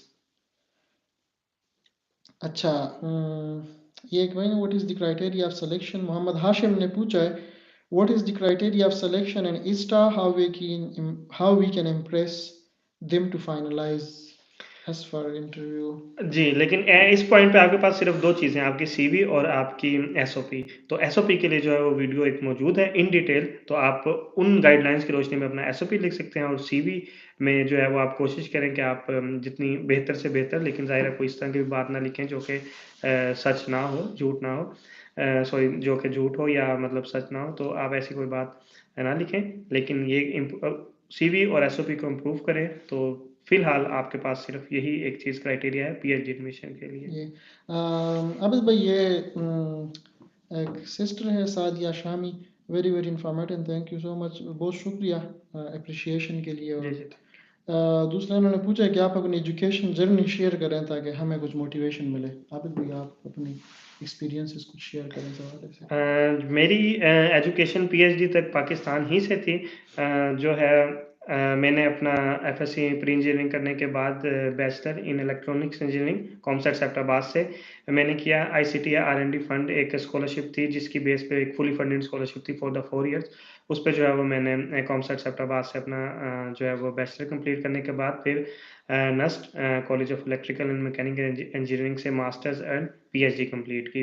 इसके बाद जो है वो पोस्ट डॉक के लिए जो है वो मैंने फिर डिफरेंट यूनिवर्सिटीज़ में अप्लाई किया, और आईएसटी में एक अच्छी अपॉर्चुनिटी थी जो कि मेरी फील्ड से ज़्यादा रिलेटेड थी। तो उसके बाद मैं यहाँ पर जो है वो मैंने लास्ट ईयर इवन के पीएचडी कंप्लीट होने से पहले मैंने as a pre doctoral visiting scientist के तौर पर मैंने ज्वाइन किया था। उसके बाद आफ्टर पीएचडी डिफेंस मैंने जो है वो एज ए पोस्ट डॉक यहाँ पर स्टार्ट किया है। तो देखें, ये मतलब सबकी जर्नी तकरीबन मिलती जुलती है। और मेरा ख़ुद जो बीएस है वो इस्लामिक कॉलेज से था, पेशावर से। और हमें रिसर्च का कुछ नहीं था आइडिया, टू बी फ्रैंक। मतलब हमें ये भी नहीं था पता थीसिस क्या होता है, साइनॉप्सिस क्या होता है। ये नाम हमारे लिए बड़े अजीब होते थे ना, डराने वाले, कि यार साइनॉप्सिस, ये पता नहीं क्या चीज़ होगी। तो उसके बाद फिर मास्टर्स काउंसिल इस्लामाबाद से था, और मैंने पाकिस्तान और यूएस का एक जॉइंट प्रोजेक्ट था, उसमें काम किया था एज ए रिसर्च एसोसिएट। और फिर उसके बाद जो हमारी जर्नी है ना पाकिस्तान में, जितने भी हैं, हम हैं, मैं हूँ, आबिद भाई हैं, या हमजा है, या जो भी है, हल्का पुल्का फ़र्क है। मतलब किसी ने अगर पब्लिक स्कूल से पढ़ा है तो उनके स्कूल में फर्नीचर पूरा होगा, और जिन्होंने सरकारी से पढ़ा है तो शायद उनके स्कूल में फर्नीचर ना हो, इतना फ़र्क होगा। बाकी बैकग्राउंड और सारा कुछ एक जैसा है। हमारे स्कूल में, मुझे बचपन में याद है, हमारे स्कूल में टाट भी नहीं थे, और स्कूल अंडर कंस्ट्रक्शन था। तो वो एक जानवरों की एक जगह थी, ये भैंस वगैरह उधर वो रखते थे, लेकिन दिन के वक्त वो उनको चराने ले जाते थे, बकरियों की थी शायद। तो फिर अगर हम जाते थे तो हमारे स्कूल में चूंकि टाट नहीं होते थे, तो हम ये चीनी की बोरी नहीं होती, ये जब खाली होती दुकान से, वो लेके बैग में अपने साथ लेकर जाते थे। उधर जाके उसके ऊपर बैठते थे, फिर उसको फोल्ड करके छुट्टी के वक्त बैग में डाल के आते थे। तो लेकिन मैं ये समझता हूँ कि जितनी भी, अगर आपकी यूनिवर्सिटी के अंदर ऐसा कोई मैकेनिज्म नहीं है ट्रेनिंग, अगर आपके सराउंडिंग में, तो इसके लिए एक सादा सा फार्मूला आप जहन में रखें। अगर आपने लाइफ के अंदर आगे जाने का प्लान किया है, वो ये है कि एक तो आप अपनी नीयत की करेक्शन करें। नीयत की करेक्शन बहुत ज़रूरी है, उसके लिए उसमें आपके लिए रास्ते खुलते हैं। नीयत की करेक्शन ये होती है कि अगर आप खुद एक करियर के ऐसे स्टेज पे चले जाएँ कि उसको दुनिया के स्टैंडर्ड्स के मुताबिक सक्सेसफुल माना जाता है, तो आप ये कोशिश करें कि आप अपने मुल्क को और अपने यूथ को फ़ायदा पहुँचाएँ। असल में जो आज मैं और आबिद भाई बैठे हैं, हमारी छुट्टी थी, हमारा भी यही थीम है कि क्यों ना, अगर इतना अच्छा इंस्टीट्यूट है, इतनी दुनिया पूरी अपॉर्च्युनिटी से भरी है, क्यों ना हमारे लोग उससे फ़ायदा उठाएँ। तो इसलिए हम ये कोशिश हमारी है, इसको कहते हैं नीयत की तस्हीह। तो इसमें फिर अल्लाह ताला की मदद आपके साथ होती है, आपके लिए रास्ते खुलते हैं। दूसरी चीज़ कमिटमेंट। आबिद भाई, कि मतलब आप गिव अप ना करें। अगर आपको रिप्लाई नहीं आते, आपके लिए चैलेंजेस हैं। दुनिया दुनिया के उसूल ऐसे हैं ना कि उसमें इस चीज़ को नहीं देखा जाता कि आपको कितने चैलेंजेस सामने आए। दुनिया आपके सक्सेस को देखती है कि आपने प्रोड्यूस किया है। वो आप जैसे सिचुएशन पे भी करें, अगर आप बहुत नॉर्मल सिचुएशन में वो करते हैं तो उस केस में फिर आ, आपकी सिचुएशन या आपका जो फहम है, आपका जो विजडम है, वो डिफरेंट होता है उन लोगों से जो स्ट्रगल करके आए हैं। जो स्ट्रगल करके आए उनको मैंने ज़्यादा विजडम वाला, ज़्यादा फहम फरासत वाला, ज़्यादा डीप चीज़ों को देखने वाला पाया है। और वो लोग बड़े वो भी होते हैं जिसको कहते हैं रिजिलियंट। वो टफ हालात का सामना करने वाले होते हैं। तो इसलिए आप इन चीज़ों को, मतलब आप जितने भी प्रॉब्लम्स आए तो प्रॉब्लम के ऊपर फोकस ना करें, उसके सोल्यूशन के ऊपर फोकस करें। हमारे यहाँ स्टूडेंट्स के अंदर जो एक चीज़ हमने देखी है, जो ईमेल्स के अंदर भी लोग शेयर करते हैं कि जी ये मसला है, ये मसला है, ये मसला है। तो मसला तो है, लेकिन सोल्यूशन क्या है? मसले तो बहुत सारे हैं। और आप अगर बस में अगर सफ़र करते हो लोकल ट्रांसपोर्ट में, तो अक्सर लोग बैठे होते हैं। पाकिस्तान के तमाम मसाइल को वो 5 मिनट में एक बस स्टॉप से दूसरे बस स्टॉप तक डिस्कस कर लेते हैं, लेकिन अगर आप उनसे सोल्यूशन पूछे, उनको नहीं पता होता। बस यही फ़र्क होता है पॉलिसी मेकर्स लीड करने वालों में, आगे जाने वालों में और आम लोगों में के। जी, एग्ज़ैक्टली। और इस चीज़ में जो आपको चैलेंजेस असल में फेस करने पड़ते हैं, ये एक लर्निंग अपॉर्च्युनिटी होती है। और कल को जब आप किसी को चूँकि आप ऑलरेडी इनसे गुज़र चुके हैं, तो आपके पास ऑलरेडी एक सॉल्यूशन भी मौजूद है। और आप कल को किसी को जो है वो गाइड करेंगे इस बारे में, तो आपके पास अब जो इस चैलेंज से नहीं गुज़रा, तो उसके पास वो उस चीज़ का एक्सपीरियंस नहीं है, वो दूसरों के एक्सपीरियंस को ही कर सकता है। लेकिन जब आप इस तरह के चैलेंज से गुज़रते हैं, आप जो है वो स्ट्रगल करते हैं और इन चैलेंजेस फेस करने के बाद आप कहीं एडमिशन सिक्योर करते हैं, तो आप खुद उस वक्त तक एक एक्सपर्ट बन चुके होते हैं। तो फिर उसके बाद जो है वो आप इस जर्नी को आगे कंटिन्यू करते हैं और फिर लोगों को जो है वो आप इसमें मजीद गाइड करते हैं। हम्म। अच्छा, ये एक और सवाल है कि does east offered PhD in cancer biology. देखिए, हमने इसके ऊपर एक सेशन किया था पिछली दफ़ा कि सेशन ये था कि अगर आपका आपका रिसर्च ग्रुप नहीं मिलता तो फिर आपने क्या करना है। उसमें हमने ये चीज़ें डिटेल से बताई थी कि ज़रूरी नहीं है, अगेन इस पॉइंट को कहते हैं कि जो आपका पिछला रिसर्च है वही आपको इधर मिले। आईएसटी इंस्टीट्यूट है, यूनिवर्सिटी नहीं है। ठीक है, मैं आपको ज़रा इसको हाईलाइट करूँ कि हमारे लोग इसको मिस इंटरप्रेट करते हैं यूनिवर्सिटी और इंस्टीट्यूट को। यूनिवर्सिटी के अंदर डिपार्टमेंट्स होते हैं, वहाँ पर लैब्स होती हैं, वहाँ पर department of physics, department of chemistry, department of biology, इस्लामियात वगैरह। इंस्टीट्यूट्स के अंदर डिपार्टमेंट्स नहीं होते, यहाँ पर डिविजन्स होते हैं। आईएसटी में 3 बेसिक डिविजन्स हैं: division of mathematical and physical sciences, division of computer and numerical sciences, इस तरह कुछ नाम है, और तीसरा डिवीजन ऑफ बायोलॉजिकल साइंसेज और न्यूरो साइंसेज। तो इसलिए आप उन डिविजन्स में जाते हैं। अगर आपको, ज़रूरी नहीं है कि आपको इसी तरह की एग्जैक्टली कैंसर बायोलॉजी की लैब मिले, लेकिन अगर इससे रिलेटेड कोई रिसर्च कर रहा है तो आप उधर ट्राई कर सकते हैं। वो आपको देखना पड़ेगा कि कितना बेच कर रहा है। अच्छा, ये आरआई जायद भाई ने एक और सवाल पूछा है कि आप मुझे क्या रिकमेंड करेंगे। मैं फिर लिप्स हूँ। देखिए, लिप्स का मुझे इतना आइडिया है, हमने लिप्स के ऊपर एक एक्सपेरिमेंट किया था कि ग्रेनाइट जो होता है, ग्रेनाइट मार्बल, ये हमने लिया था और इसके ऊपर हमने हाई इंटेंसिटी लेज़र को वो किया था। और फिर वहाँ से प्लूम निकला था, प्लूम। उस प्लूम को डिटेक्टर ने डिटेक्ट किया और फिर हमने उसकी एलिमेंटल एनालिसिस की थी कि ग्रेनाइट के अंदर क्या क्या चीज़ें, कैल्शियम है वगैरह वगैरह। तो मेरा लिप्स के साथ सिर्फ इतना तजुर्बा है। तो मैं तो आपको लिप्स से रिलेटेड तो ज़ाहिर ही बात है, जितने मेरी नॉलेज है उतनी बता सकता हूँ, पूरी डिटेल्स तो नहीं बता सकता। लेकिन ये है कि मैं जनरली ये कह सकता हूँ कि आप वो कर सकते हैं। मशवरा ये दूंगा कि आप कंटिन्यू रखें आगे जारी। अगर आपको लिप्स से एग्जैक्टली किसी और मुल्क में जगह मिलती है, जापान, कोरिया, क्योंकि बड़े सारे ममालिक हैं, अमेरिका और तो आप उधर परसू करें। लेकिन अगर आपने एग्जैक्टली लिप्स के अंदर कंटिन्यू नहीं रखना, तो आप रेलेवेंट रिसर्च एरिया में स्विच भी कर सकते हैं। अच्छा जी, ये मैथमेटिक्स से रिलेटेड इन्फॉर्मेशन, आईएसटी में मैथमेटिक्स के काफ़ी ग्रुप्स हैं। आपने क्या करना है, आपने आईएसटी की वेबसाइट पे जाना है और रिसर्च में जाकर आपने जो है वो ग्रुप्स को एक्सप्लोर करना है। फिर मैथमेटिक्स में आपने देखना है कि आपकी एक्सपर्टीज से या आपकी फील्ड से रिलेटेड कौन सा जो ग्रुप है वो इस चीज़ को जो है वो रिसर्च आपकी फील्ड से रिलेटेड इस पर रिसर्च कर रहा है, और आपने अपना एक रेलिवेंट ग्रुप ढूंढना है और फिर उस पर आपने जो भी आप पीएचडी करना चाहते हैं, पोस्ट डॉक करना चाहते हैं या इंटर्नशिप करना चाहते हैं, फिर आपने उसके क्राइटेरिया के मुताबिक आपने अप्लाई करना है। लेकिन सबसे पहले चीज़ कि जो आपने चूंकि आपकी एक्सपर्टीज सिर्फ आपको पता है, तो इसलिए अक्सर लोग कहते हैं कि आप रिकमेंड करें कि हम कौन से रिसर्च ग्रुप में जाएं।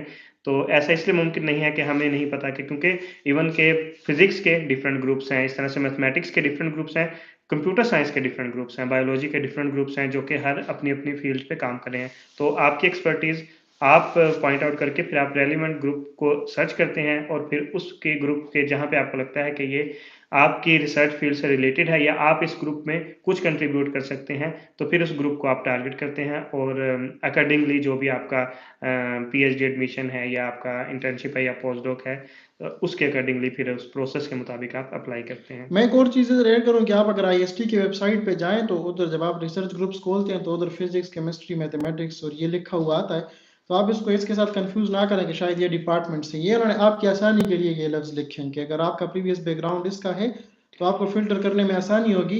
अदरवाइज आप फिजिक्स वाले इधर केमिस्ट्री में काम कर रहे हैं और इवन मैथमेटिक्स वाले बायोलॉजी में काम कर जी, रहे हैं। एग्जैक्टली इस तरह से मेरा जो बैकग्राउंड है वो इलेक्ट्रिकल इंजीनियरिंग का है, लेकिन मैं केमिस्ट्री की लैब में या केमिस्ट्री के ग्रुप में काम कर रहा हूँ। तो इसका ये मतलब नहीं है कि अगर आप मैथमेटिशियन हैं तो आप फिजिक्स में काम नहीं कर सकते। अगर जो है वो क्योंकि अब जो रिसर्च इंटरडिसिप्लिनरी हो रही है, तो पॉसिबल है कि आपकी एक्सपर्टीज फिजिक्स वाला रिसर्च ग्रुप जो है वो यूज़ कर रहा हो, तो आप उसमें भी अप्लाई कर सकते हैं। तो आपको एक्सप्लोर करना होगा अपनी फील्ड से रिलेटेड जो है वो रिसर्च ग्रुप।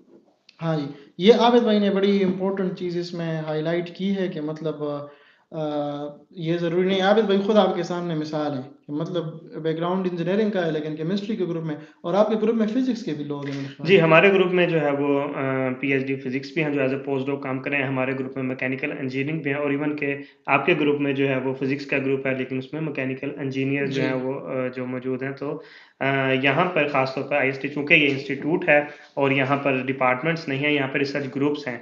सो आपको जो है वो देखना है कि आपसे रेलिवेंट, मोस्ट प्रोबेबली अगर आप मैथमेटिशियन, आप मैथमेटिक्स का बैकग्राउंड है, तो वो मैथमेटिक्स के ही किसी ग्रुप में आपसे रिलेटेड रिसर्च हो रही होगी। लेकिन इसका ये मतलब नहीं है कि कोई ऐसी एक्सपर्टीज या कोई ऐसी रिक्वायरमेंट जो कि किसी दूसरे ग्रुप को मैथमेटिक्स की रिक्वायरमेंट है, तो आप वहाँ पर भी जो है वो देख सकते हैं कि वो क्या काम कर रहे हैं और आप किस तरह से उस ग्रुप में कंट्रीब्यूट कर सकते हैं। जी और अगर आपको लगता है तो आप डेफिनेटली आप उस ग्रुप को टारगेट करें। जी।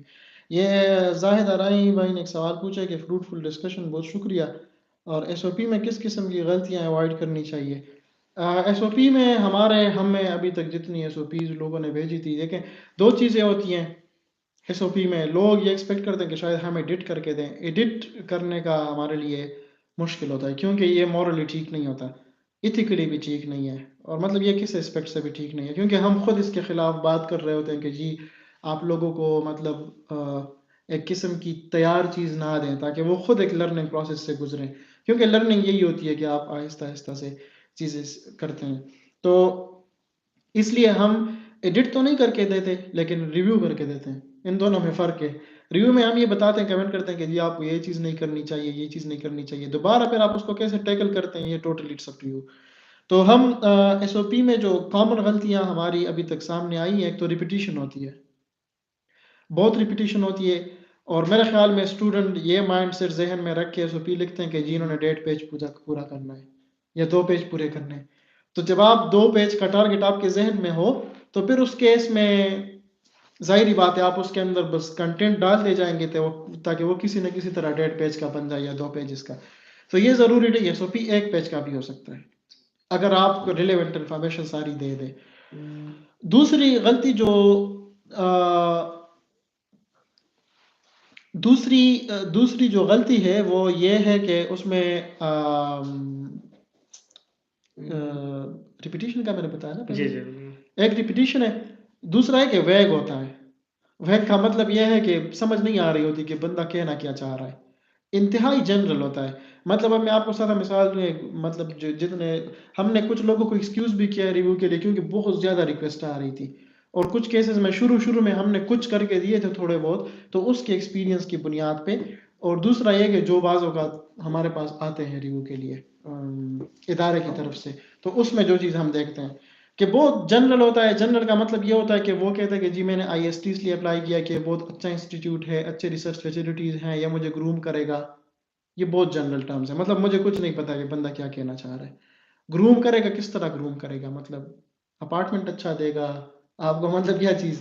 तो आप ना बड़े टू द पॉइंट उसमें रहें, फोकस्ड होके।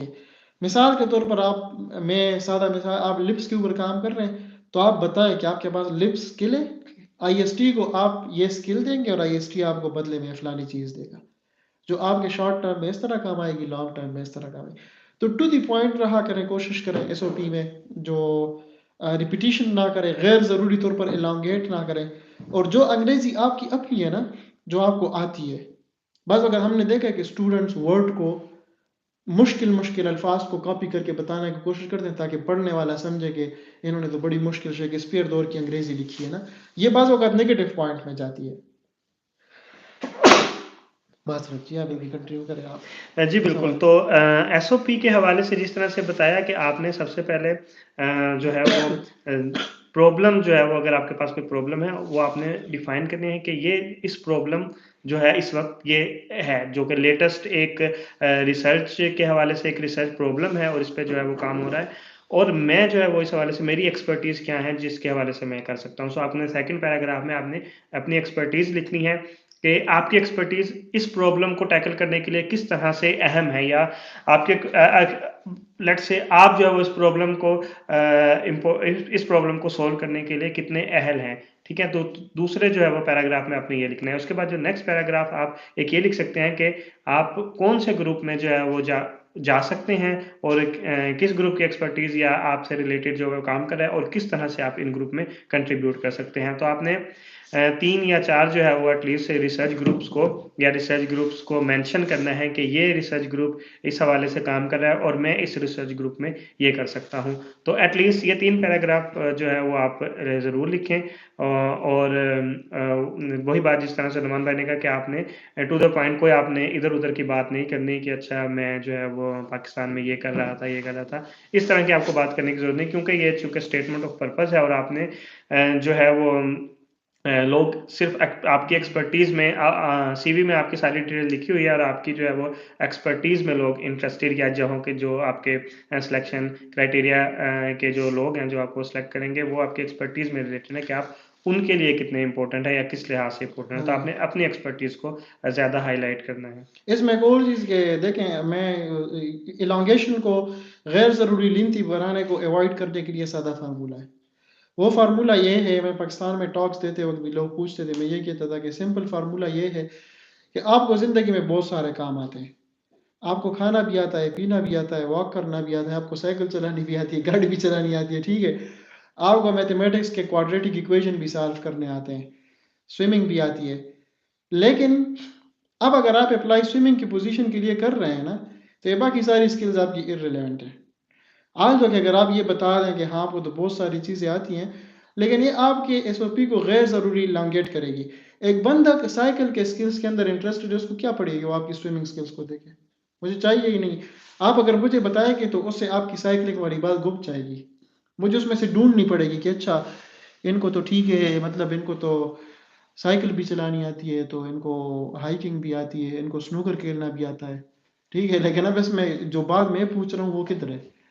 तो जो मैंने टू द पॉइंट की बात शुरू में की है, वो मेरा ये मकसद था कि साइकिलिंग के अंदर फिर आप बता सकते हैं कि आप 2 व्हील वाली साइकिल भी चला सकते हैं, आप इसको खड़ा करके भी चला सकते हैं, और आपके साइकिल के अंदर बैटरी, आप बैटरी वाली भी चला सकते हैं, ठीक है। आपने रेसिंग में भी हिस्सा लिया है, तो आप इसको एक साइकिल की हद तक महदूद करके उसका हर एस्पेक्ट डिस्कस करें, रादर कि आप अपनी सारी एबिलिटीज़ उनको बताएं। ये मुझे पता है स्टूडेंट्स के पास, चूंकि एक लेवल के ऊपर अंडर ग्रेजुएट लेवल तक इतनी ज़्यादा चीज़ें नहीं होती, तो वो कोशिश करते हैं कि जो सीखे वो सारा कुछ बता रहे ताकि अगला बंदा इम्प्रेस हो गए। इस लेवल पे प्रोफेशनल लाइफ में ये चीज़ ज़हन में रखें कि कोई मतलब इन चीज़ों से जो चीज़ नहीं चाहिए और वो आप प्रोवाइड करेंगे उसका कोई फ़ायदा नहीं होना, मतलब टू बी फ्रैंक। तो इसलिए आप कोशिश करें कि टू द पॉइंट रहें। ये चीज़ भी आप एसओपी के अंदर अवॉइड करें, ये भी मैंने बहुत देखी है। मतलब मैं जो स्टूडेंट मैं अक्सर मैं अगर ये मैं ये सोचता कि अगर ये स्टूडेंट मेरे सामने होता मैं पूछता इनसे कि आप इस बात से आपका क्या मतलब है, आप क्या कहना चाह रहे हैं। तो इसलिए कोशिश इस चीज़ में ये करनी चाहिए। और अगेन ये सारी चीज़ें आप तब मेक श्योर कर सकते हैं जब आप इस पे टाइम लगाएंगे। तो जब टाइम लगाएंगे तो फिर आपको आइडिया भी होगा, फिर आप उसको इम्प्रूव भी करेंगे वगैरह वगैरह। तो मेरे ख्याल में काफ़ी हमारा इसके ऊपर डिटेल सेशन हुआ है। जी अगर किसी का कोई सवाल हो तो वो पूछ सकते हैं। नहीं तो मेरे ख्याल में इसमें काफ़ी सारे सवालात आए हैं, बहुत इंपॉर्टेंट सवालात आए हैं। और क्योंकि ये जो फ़ैसला होता है मैं अगेन कहूँगा बहुत अहम फ़ैसला होता है। आप मुल्क से बाहर जाते हैं, फैमिली से दूर, एक नए मुल्क में जहाँ पर आपको कुछ नहीं आइडिया, तो आपको ये चूँकि हमें कुछ थोड़ा बहुत एक्सपीरियंस है डिफरेंट जगहों का, तो मैं कोशिश करूँगा कि अगर हम हो सके यूएस के हवाले से एक अलग सेशन करें। जी मेरा भी यूएस का विज़िट है, तो उधर अगर मुझे कोई ऐसा कंसर्न बंदा मिलता है, तो हमारे जो इधर स्टूडेंट्स हैं जो हमारे इस चैनल के साथ एफिलिएटेड हैं, जो रेगुलरली इन चीज़ों के बारे में जानना पसंद करते हैं, तो कोशिश करेंगे कि वहाँ से भी इनको कोई इन्फॉर्मेशन हम प्रोवाइड कर सकें कि वहाँ पर क्या तरीका है। क्योंकि यूएस एक अलग दुनिया है, वो पूरी अलग एक मतलब एक यूएस के अंदर एक जगह और दूसरी जगह के बीच 6-7 घंटे का फ़र्क है। तो वो एक अलग दुनिया है, अलग उनका तरीक़ेकार है, अलग सिस्टम है। तो उम्मीद है कि ये सारा कुछ डिटेल में बता दिया होगा। ये सेशन हमने क्यों रखा, ये जितने सवालात आपने पूछे थे आपको अंदाज़ा हो गया होगा कि अगर आप इखलास के साथ और टू बी फ्रैंक अगर आप डिटेल जवाब देना चाहते हैं तो वो कितना टाइम डिमांडिंग है। तो इसलिए हमने इसकी ज़रूरत महसूस की। अगर किसी के कोई सवालात हैं तो हम अब 1-2 मिनट इधर हैं, क्योंकि बाद में फिर टेक्स्ट और ईमेल्स और इसके ज़रिए से ये तफ़सीलात बताना मुश्किल होता है। तो आप अपने सवालात पूछ सकते हैं अभी।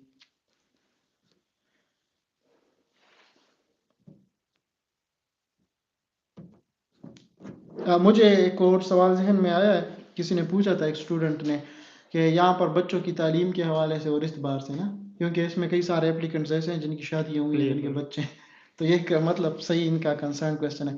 तो एक तो किसी ने पूछा था कि स्पाउस वीज़ा किसी की अगर फीमेल अप्लाई कर रहे हैं तो इनका हस्बैंड आ सकता है और वीज़ा के लिए के अंदर आसानी है या नहीं, और अगर किसी कोई मर्द कर रहा है तो वो बीवी को ला सकते हैं कि नहीं। आबिद भैया आपने पाकिस्तान से अपनी मिसेस का प्रोसेस किया था, आप ज़रा इस हवाले से बताएं, ईजी था मुश्किल था किस जी, तरह जी, था, बिल्कुल। टाइम कितना लगा है? आईएसटी के लिए ख़ास तौर पे जो है वो आप अगर अपने स्पाउस को बुलाना चाहते हैं तो आप इवन कि जब अपने वीज़े के लिए अप्लाई करते हैं तब भी अप्लाई कर सकते हैं, और वीज़ा अप्लाई करने के बाद जो है वो आपको विदिन विदिन अ वीक जो है वो आपको वीज़ा इशू हो जाता है, और जब वो यहाँ पे आ जाती हैं आपके जो भी आपके हस्बैंड या वाइफ हैं, तो यहाँ पर आके वो रेजिडेंस परमानेंट अप्लाई कर सकते हैं, जिसके बाद जो है वो जितना आपका स्टे है उनका भी उतना स्टे होता है। और दूसरा इसका एज ये है कि आपके स्पाउस जो हैं वो यहाँ पर जो इनकी लेबर मार्केट है, यानी कि जॉब अपॉर्चुनिटीज़ उनके लिए ओपन है, उन्हें किसी किस्म की परमिशन या उसकी ज़रूरत नहीं है। वो आप एज ए रिसर्चर आ रहे हैं, तो चूँकि आपके रिसर्चर के स्पाउस हैं, तो आपको अदरवाइज़ आप एज ए स्टूडेंट या किसी और वीज़े पे आते हैं तो आपको एक परमिशन लेनी होती है कि आप जॉब अपॉर्चुनिटी आपको जॉब करने के लिए आपको परमिशन लेनी पड़ती है एक इदारे से। लेकिन आपके रिसर्चर के जो स्पाउस हैं, अगर आप एज ए पीएचडी स्टूडेंट आते हैं तो आपके जो है वो स्पाउस हैं उनको किसी किस्म की परमिशन लेने की जरूरत नहीं है, और उनको एक red white red plus card ये इशू करते हैं, जिसकी बेस पर वो ओपन है उनके लिए जॉब मार्केट्स, वो जॉब पोजीशन के लिए अप्लाई करते हैं, और जो भी उनकी जॉब होती है उसे विदाउट एनी परमिशन और विदाउट एनी रेस्ट्रिक्शन वो उस जॉब को कंटिन्यू कर सकते हैं जब तक उनका स्टे है। हाँ जी, और इवन ये भी है कि बाज़ औक़ात ये सिर्फ जॉब मार्केट ओपन नहीं होता, ये हेल्प करते हैं। यहाँ पर लिटरली ऐसे इदारे हैं जो 1 साल तक अगर आपकी मिसेस को या आपके हस्बैंड को नौकरी नहीं मिलती तो वो पैसे देंगे, वो इदारा पैसे देगा, और उसके बाद फिर वो आपको नौकरी दिलवाने में मदद करेंगे, आपको बताएँगे। अगर आपको जर्मन नहीं आती, वो आपको जर्मन के मुफ़्त कोर्सेज़ करवाएँगे ताकि आप वो सीखें और आप जॉब मार्केट में जा सकें। क्योंकि ये लोग तो एनकरेज करते हैं कि लोग नौकरियाँ करें और हुकूमत के ऊपर बोझ ना हो, क्योंकि फिर हुकूमत ने उनको देने। ये तो वेलफेयर स्टेट है, वेलफेयर स्टेट में ये होता है कि अगर किसी बंदे की एम्प्लॉयमेंट नहीं है तो फिर उनको अनएम्प्लॉयमेंट बेनिफिट मिलेंगे, उनको फिर हुकूमत तनख्वाह देगा। तो इसलिए फिर ये कोशिश करते हैं, इन्होंने बाकायदा इदारे इस तरह बनाए। तो इसलिए यहाँ पर जो लोग हैं जिनकी जो मर्द हजरात हैं, जिनकी मिसेज हैं, वो जॉब करना चाहें कर सकती हैं। और वैसे मैं नहीं सुना कि कोई दोनों जॉब करते हो। यहाँ पर इतनी सफिशिएंट सैलरीज होती हैं कि आमतौर पर एक बंदा काम कर रहा है और सारे खुशी खुशी ज़िंदगी गुजार रहे होते हैं, जिस जी तरह होता है बिल्कुल। हमारे पाकिस्तान में मोहम्मद भाई, भी। एक क्वेश्चन जो है कि कहते हैं कि अगर professor from south Korea reply नहीं करता जी, और एडमिशन डेडलाइन आ जाती है तो उस सूरत में क्या करना चाहिए? तो इंतज़ार करें और दोबारा ईमेल करें। मैं इसका सादा फार्मूला बताऊं, स्टूडेंट पूछते हैं कि क्या करें। मैंने अभी उसका थोड़ी देर पहले जिक्र किया कि बहुत ज़्यादा ईमेल्स आती हैं प्रोफेसर को, और उसके अंदर बाज़ औक़ात आपका ईमेल या तो स्किप हो जाता है या स्पैम में चला जाता है या जो भी है। तो फिर आप ऐसा करें कि रिमाइंडर ईमेल करें उनको तकरीबन 2 हफ़्ते बाद, और प्रोफेशनली उसमें प्रोफेशनल अल्फाज का इंतखाब करके तरीके से उनको प्रीवियस ईमेल का रेफरेंस दे कि मैंने आपको फ़लाने तारीख़ को ईमेल की थी, लेकिन आपकी मसरूफ़ियत को ज़ेर नज़र रखते हुए या इस फैक्टर को नज़र में रखते हुए कि शायद मेरा ईमेल स्पैम में चला गया हो, तो मैं आपको रिमाइंडर ईमेल भेज रहा हूँ या भेज रही हूँ। तो काइंडली अगर आप मुझे बताएं कि क्या सिचुएशन है, मतलब कोई इस तरह की अपॉर्चुनिटी है कि नहीं। तो आप प्रोफेशनल नॉर्म्स का ख्याल रखते हुए दोबारा एक रिमाइंडर ईमेल लिखें और वो भेजें। फिर भी रिप्लाई नहीं आता, दूसरा रिमाइंडर ईमेल भेजें 2 हफ्ते बाद। इससे एक और फ़ायदा होता है, इससे ये फ़ायदा होता है कि प्रोफेसर को जो 50 ईमेल रोज़ाना आती है ना, तो उसमें मेजॉरिटी स्टूडेंट्स ऐसे होते हैं जो एक दफ़ा ईमेल करके फिर गायब हो जाते हैं। तो प्रोफेसर कहता है कि ये वो ईमेल भेजने वाला बंदा है, इसने जैसे मुझे किया 50 औरों को भी किया होगा, तो वो फिर रिप्लाई नहीं करते। लेकिन अगर आप हफ्ता बाद रिमाइंडर भेजें तो वो कहते हैं नहीं, ये बंदा सीरियस है, इसने मेरे ग्रुप के बारे में पढ़ा है, इसने इसके बारे में तफसीलात देखी और ये मेरे ग्रुप में ही इंटरेस्टेड है। तो फिर आप दोबारा ईमेल भेजें, और अगर तीसरी दफ़ा तो लाजमी रिप्लाई आएगा। फिर भी ना आए, एक और तरीका बताता हूँ, उसके ग्रुप में जाएं, कोई पीएचडी या पोस्ट डॉक बंदा ढूंढें, उसको ईमेल करें और उसको कहें कि मैंने प्रोफेसर को ये तारीख पे यही ईमेल की थी, फलाने तारीख पे रिमाइंडर ईमेल की है, फिर फलाने तारीख को सेकंड रिमाइंडर ईमेल की है। तो काइंडली अगर आप प्रोफेसर को बता दें कि वो मेरे ईमेल का जवाब दे दें, तो इसमें कोई नेपोटिज्म वगैरह का फैक्टर नहीं है कि आपके बिहाफ पे कोई सिफारिश कर रहा है, नहीं, वो सिर्फ आपके बिहाफ पे रिमाइंड करवा रहा है। या बाज़ अगर डिपार्टमेंट की एक सेक्रेटरी होती है, आप डिपार्टमेंट की सेक्रेटरी को ईमेल करें कि फलाने प्रोफेसर को मैंने ईमेल की है, और उस प्रोफेसर के अंडर एक पीएचडी स्टूडेंट है या पोस्ट डॉक है, तो उसको भी ईमेल किए लेकिन रिप्लाई नहीं आया, तो काइंडली आप अगर उनको रिमाइंड करवा दें तो वो भी कर देते हैं उस केस में। तो वर्स्ट केस में एक स्टूडेंट का इस तरह भी हुआ था, यूटी पिशावर का एक स्टूडेंट था, और उसने इस तरह स्टूडेंट को भी ईमेल की, प्रोफेसर को भी की, लेकिन हल नहीं निकला। फिर मैंने उनको कहा कि आप लैब के नंबर पे कॉल करें। जब उन्होंने कॉल की तो फिर इंटरेस्टिंगली उनको उन्हीं प्रोफेसर ने एक्सेप्टेंस दे दी थी। उसकी वजह ये थी कि प्रोफेसर ने कहा कि वो ईमेल स्पैम में चला गया था और मुझे पता नहीं चला। जब उसने फिर जाके उसी तारीख में देखा, स्पैम भी चेक किया, तो ईमेल आई थी और उसको लिटरली बंदा चाहिए था और उसने फिर ले लिया था। तो ऐसे होता है, ये तरीक़ेकार है सिस्टमेटिक इसका। होपफुली कि ये इफेक्टिव होगा। ये एक मोहम्मद हाशिम भाई ने पूछा है कि I have learn python at beginner level, will it help to improve my CV, my bachelor is chemistry. जी हाँ, बिल्कुल। आपने एक स्किल सीखी है तो आप इसको अपनी सीवीज़ में ज़रूर मेंशन करें, नो मैटर आपका जो है वो केमिस्ट्री का बैकग्राउंड है, क्योंकि आजकल जो रिसर्च है, ख़ासतौर पर जब आप जाते हैं तो उस केस में जो है वो ये नहीं देखता कि लेट्स से अगर आपने केमिस्ट्री में डिग्री की है तो आपको जो है वो आपने पाइथन क्यों सीखी है, तो आपने जो है वो काफ़ी बहुत बुरा किया ना। तो ऐसा कुछ नहीं है, ये आपको एक बेनिफिट है आपका, और केमिस्ट्री में भी पाइथन यूज़ होती है। जो हमारे ग्रुप में जो है वो केमिस्ट्री के कुछ लोग पाइथन यूज़ करते हैं, जो कि अपने किसी किस्म के उन्होंने अगर जो प्लॉट्स वगैरह करने होते हैं, जो फिगर्स ड्रा करनी होती हैं, तो इसके लिए आपको एक एज है, आप इसको सीवी में मेंशन करें और अपना स्किल लेवल लिख दें कि आप बिगिनर हैं इस स्किल में। जी, और बिल्कुल यही बात आपने उसको एंड पे मेंशन कर दिया कि आप इसमें ज़रूर मेंशन करें कि आप किस लेवल पे हैं।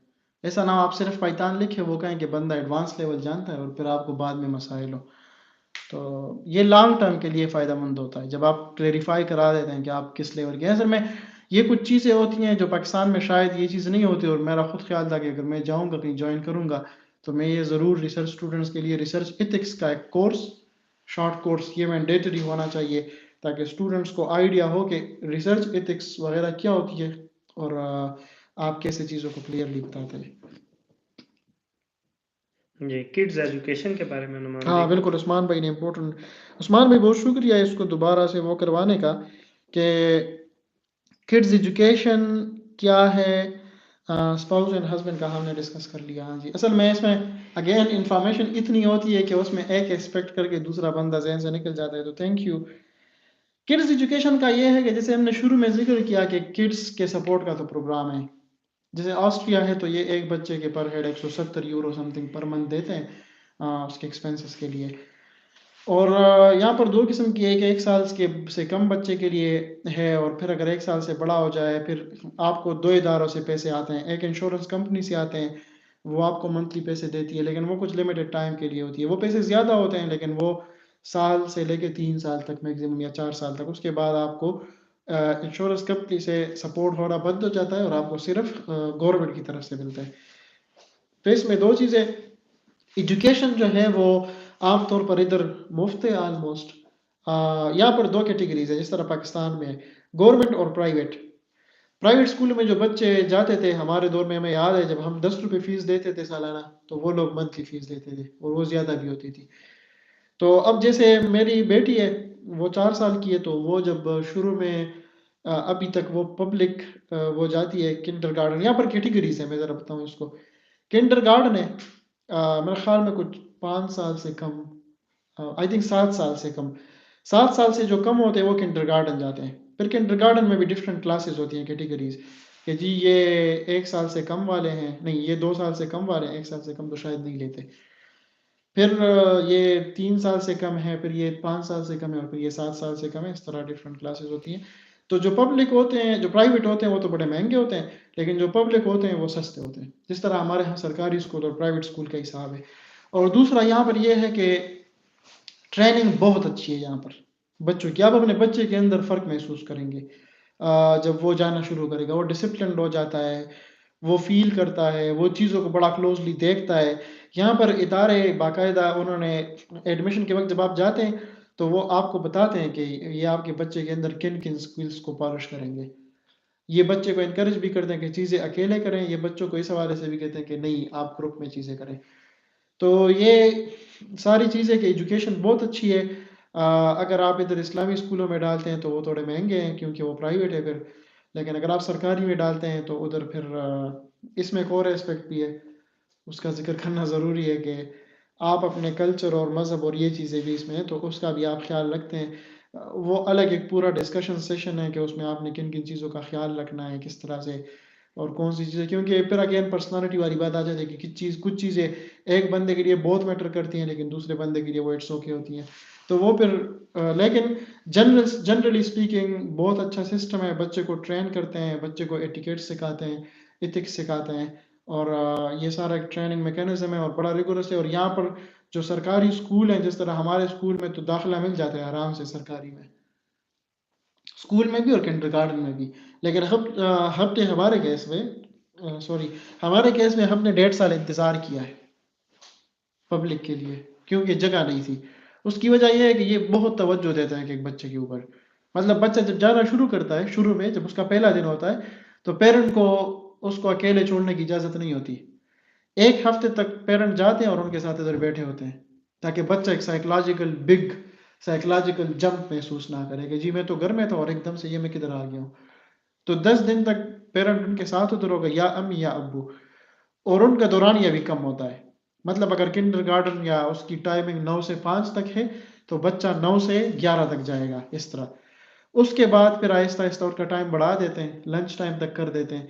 लेकिन फिर हफ्ते बाद पेरेंट को कहते हैं कि आप क्लास में तो नहीं बैठेंगे इनके साथ, लेकिन आप कहीं जाएं बाहर लॉन शॉन में बैठें, अगर बच्चा रोता है तो फिर हम आपको कॉल करेंगे। तो फिर मतलब 5-6 दिन इस तरह चलता है। और फिर उसके बाद ये आहिस्ता आहिस्ता से आधा दिन कर लेते हैं, पेरेंट नहीं होता लेकिन पेरेंट ऑन कॉल होता है कि वो उधर रुकेगा नहीं, वो जाएगा तो घर, लेकिन अगर बच्चा रोता है तो इस तरह से। ये मैं इसलिए डिटेल्स बता रहा हूँ कि मैं आपको इनके सिस्टम समझाने की कोशिश कर रहा हूँ कि ये किस तरह से इन चीज़ों को वैल्यू करते हैं और बच्चों के हवाले से ये कितने कंसर्न है, कितनी इसको अहमियत देते हैं। तो ये बहुत ज़्यादा इस हवाले से हैं, ख्याल रखते हैं इन चीज़ों का। और बाकी जो इसकी तफसीलात हैं तो वो फिर उसके ऊपर अलग से, जी। मतलब वो पूरा अलग से एक सेशन है 2 घंटे का। तो एजुकेशन बहुत अच्छी है, नो डाउट। ज़ाहिर-सी बात है, इतने ब्राइट माइंड्स ये पैदा कर रहे हैं। अभी इस साल का भी एक नोबेल प्राइज़ जो विनर है फिज़िक्स का, वो यहाँ का वियना यूनिवर्सिटी जी, का फिज़िक्स का प्रोफ़ेसर एंटोन ज़ाइलिंगर। तो इस लेवल के लोग ये पैदा कर रहे हैं, हर फ़ील्ड के अंदर माहिरीन। और ये सिर्फ़ नहीं, इस जो जर्मन स्पीकिंग वर्ल्ड है, ऑस्ट्रिया, जर्मनी और ये मुल्हिका ममालिक, इनका ये भी मशहूर है कि इन्होंने फ़लसफ़े के अंदर और पॉलिटिक्स के अंदर बहुत बड़े-बड़े नाम पैदा किए हैं। तो वो असल में वैसे तो नहीं पैदा होते, ज़ाहिर-सी बात है, मेहनत होती है, फ़ाइनेंशियल रिसोर्सेज़ भी लगते हैं और ट्रेनिंग की भी होती है। तो ये पैसा भी अच्छा खासा बच्चों के ऊपर, ये जो पैसे देते हैं इसका बड़ा चिक एंड बैलेंस है। मतलब ये नहीं कि ये पेरेंट्स को पैसे देते हैं वो इस पे प्लॉट खरीदें। वो हम एनुअल रिपोर्ट माँगते हैं या बाई एनुअल कि आप बताएँ। पिछले दिनों परसों मैंने अपनी बेटी की डिटेल्स भेजी हैं कि जी वो जाती है किंडरगार्टन। उन्होंने प्रूफ़ माँगा है कि हमें डिटेल्स भेजें कि वो जाती है, किस वाले में जाती है और उनका टाइम फ्रेम क्या है, कब से जा रही हैं।